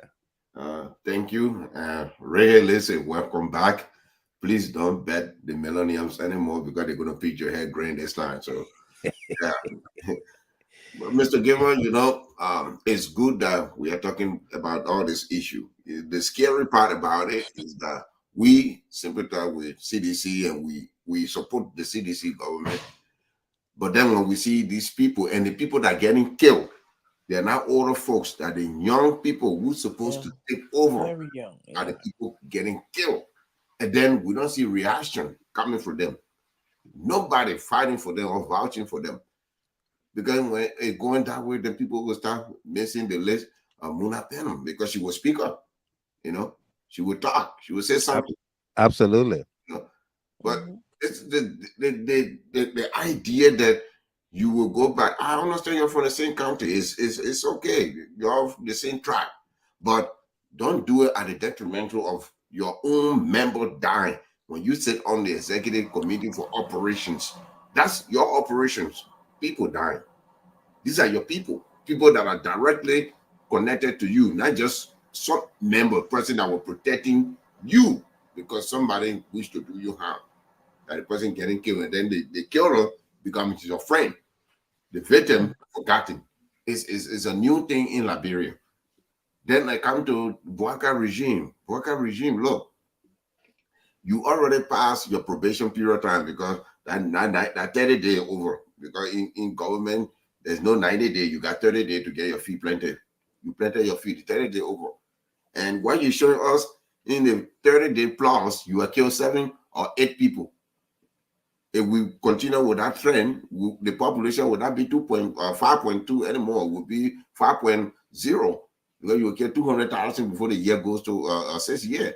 Right. The major thing that we're talking about, Mr. Gilman, the people around Boakai need to stop misleading him or controlling him like a remote control car. You can't take the old man somewhere where you know that he will not handle it. The police booth, the grave you carry him to. I mean, think about it. The man can sit somewhere where he will be comfortable. Let somebody go and do it. The Boakai regime, their hubris that they have will destroy the regime before it even comes to fruition, Mr. Gilman. Because the way they're behaving is a problem. It's anybody. And I say they're taking it from Boakai because he had no remorse. He don't have that forgiveness or that moving forward. No, let's pass there, let's go forward. This is the man that kept the letter for 40 years and introduced it to the son. What your father wrote 40 years ago. So I understand why father they're running back and bowing, they are afraid. But father, you are the deputy speaker. You don't go for the executive branch. What do you want? You want to become president? The CDC people, Mr. Gilman, you part of the CDC. Father need to be expelled from the CDC. Let him go and rest. The Unity Party did it to their 4 months tenure burial. Why not they do it to father? And not your father, Koji will follow. Because maybe they are tired enjoying the CDC youth or effort. Because solidarity. Yeah, they are forgetting that already. So let them go and rest. Let the young people do it by themselves and see. There's a lot of people, a lot more young men that are capable of doing Koji job more than Koji himself. There are more brilliant young men in the CDC that can even do Thomas Farah deputy speaker job than Thomas Farah himself. Joe, we are part of this group. He's, according to Darren Dillon, is a generational leader or creator. Don't sit by. No more of the church politics. You're not going to go to the church and be giving long speeches. You have to come to your own CDC or headquarter podium and talk to the people. Don't go. You're not Prince Johnson. Prince Johnson doing it. He's looking for sentiment. Not you. You never heard a fly in your life. You can stand right in that new or turnabout, the building that almost finished. You hold a microphone. The traffic will be closed and the people will listen to you. While Boakai stay in that executive marshal. No more church building. No more keeping quiet. No more say let it go so then what will happen. Because it happened too many times, Mr. Gilman. It happened too many times. The people One too many times. Are the people that are getting hurt. You, my father, when you were in Liberia, my wife asked me, your papa I said no. He said, you see what going on? Mr. Gilman, guy security. I itched my head before answering that question. Yeah. Because I wasn't sure when you got security. I said, yeah, you know, but don't worry, I think he will be fine. He hanging out with Sir Joseph. He says, hello, hanging out with Sir Joseph. That what put Mr. Gilman in the front. You don't get it? I went quiet. I said, yeah, but I just trying to make it fine for myself because not for anymore. Right. Without trying to make it fine. And say, what you think will happen to Mr. Gilmore? You think people that everybody they know you, oh, that Mr. Gilmore something happened to that man, it happened to you. They'll be asking you what happened. We all know what happened, Mr. Gilmore. The CDC today, you people must stand up to take action. And there's nothing else you can do, whether with the regime that in power, take action on your own. Koji and Fallah, they're not above the party. There are only two people. If they have to go, let them go. I will start from there. Thank you. No doubt. Thank you very much. Mr. Gayman, Jerome Gayman, you have to unmute yourself. Thank you very much, Mr. Gayman, for no doubt all that you do, Mr. Solo and Rosalind. You know, she's a female warrior. Absolutely. She's been fighting from Europe everywhere. She takes on anybody, anywhere, anytime. But those of us who came to the CDC, who are the followers of Barker Matthews, we believe in something called being a true believer. If the party has a principle, guiding principle, if you don't believe in it, then usually you're in the wrong place. For Barker Matthews, or constitutional democracy, election, free and fair election for everybody, including what he considered bottom to top. That refers to the likes of Thomas Fallah, people who were at the very bottom to be flipped now to the top. A man who was selling lock and nails is now Deputy Speaker for the House. One seat away from the great seat of Richard A. Henry's. Yeah. Only if you knew the gravity of what we are talking about. When we talk about the rule of law, I thought by now, Mr. Thomas Fallah, on whose behalf somebody was killed, after he who had used his power in the house to summon the police director why there is no investigation report on the killings that went on during the elections, specifically the one in Foya. What happened to this Johnson girl that was partly responsible for the killing of sedition? She was arrested, and we heard that those that arrested her were unity partisans within the police and allowed her to escape. To escape, yeah. All of these things, this is what we call oversight. This is Thomas Fallah's responsibility. Nothing has been done. No. He, like you said, the president was disrespected. He has the power to summon, to bring people in the well of the rotunda of the house. But everybody gone mute. And to add injury to this insult is what he just did. If you and I are going to war, if you and I are going to be in a foxhole, I better know who you are. You better believe in the same thing that I believe in. I don't want to hear the enemy is my cousin or we from, because, you know, we call each other uncle. No, I want to believe that we are defending. If we are defending the flag, that flag is what we are defending. That symbol. As it stands, Thomas Fallah does not believe in what we believe in. Thomas Fallah is not willing to fight and die for the flag, symbolically. He will let you die though, but he wouldn't. He wouldn't, yeah. I'm saying this again, wherever he is, Thomas Fallah has no redeeming value. None whatsoever. there's nothing that he can do that is worth the confidence we reposed in him. Not anymore. We know who he is. At least now we know who he is. He's out of the closet. Thank you very much for having me. Thank you very much for accepting me now as Alhaji Ba, because I'm a Fallah now. Alhaji. Yeah, he called me Fallah Basa, so I'm a Fallah Basa man now. Yeah. Thank you very much, Mr. Gilman. Thank you very much for allowing me on your platform. No doubt.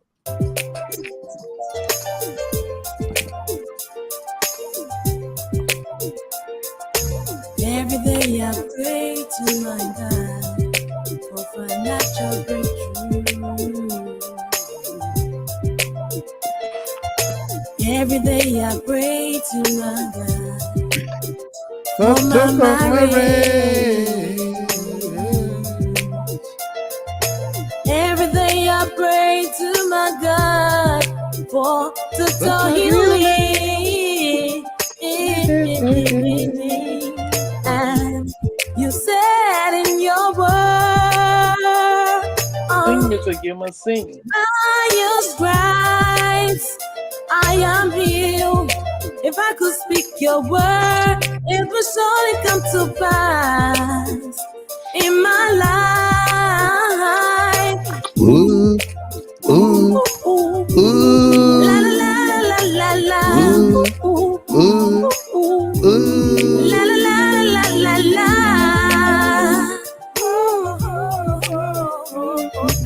Every day I pray to my God. Well, folks, that does it for us here tonight. Thank you very much for being there. This world is full of ups and downs. Thanks to our team of analysts and panelists. Rosalind Wenley from Switzerland. So I put my life in the hands of the one. Jerome Gabriel just returning from the motherland. A.B. Conan. Arthur Jogba. He promised to supply my needs, and I believe. Joyce Lamaga Wim. Salim Nkrumah, our colors. Wisdom. And for all of you that travel with us here tonight, thank you very much as well.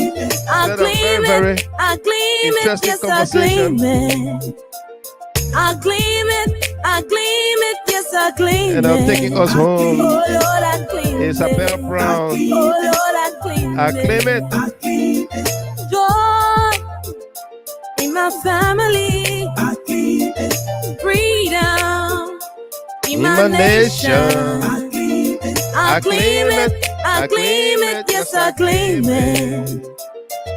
Your everlasting peace is the one I know, I claim it. Your everlasting peace is the one I know, I claim it. Your everlasting peace is the one I know, I claim it.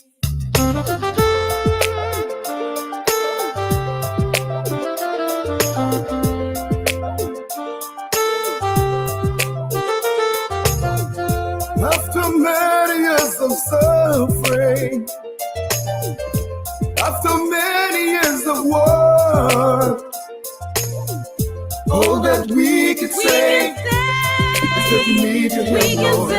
All that we could say, we need you here, Lord. All that we could say, we want your blessing, oh Lord. Heal our land, Liberia, make us to come. Heal our land, Liberia, make us to smile again. Heal our land, heal our land, Liberia, make us to smile again. Heal our land, Liberia, make us to smile again. We lift this land with our prayer.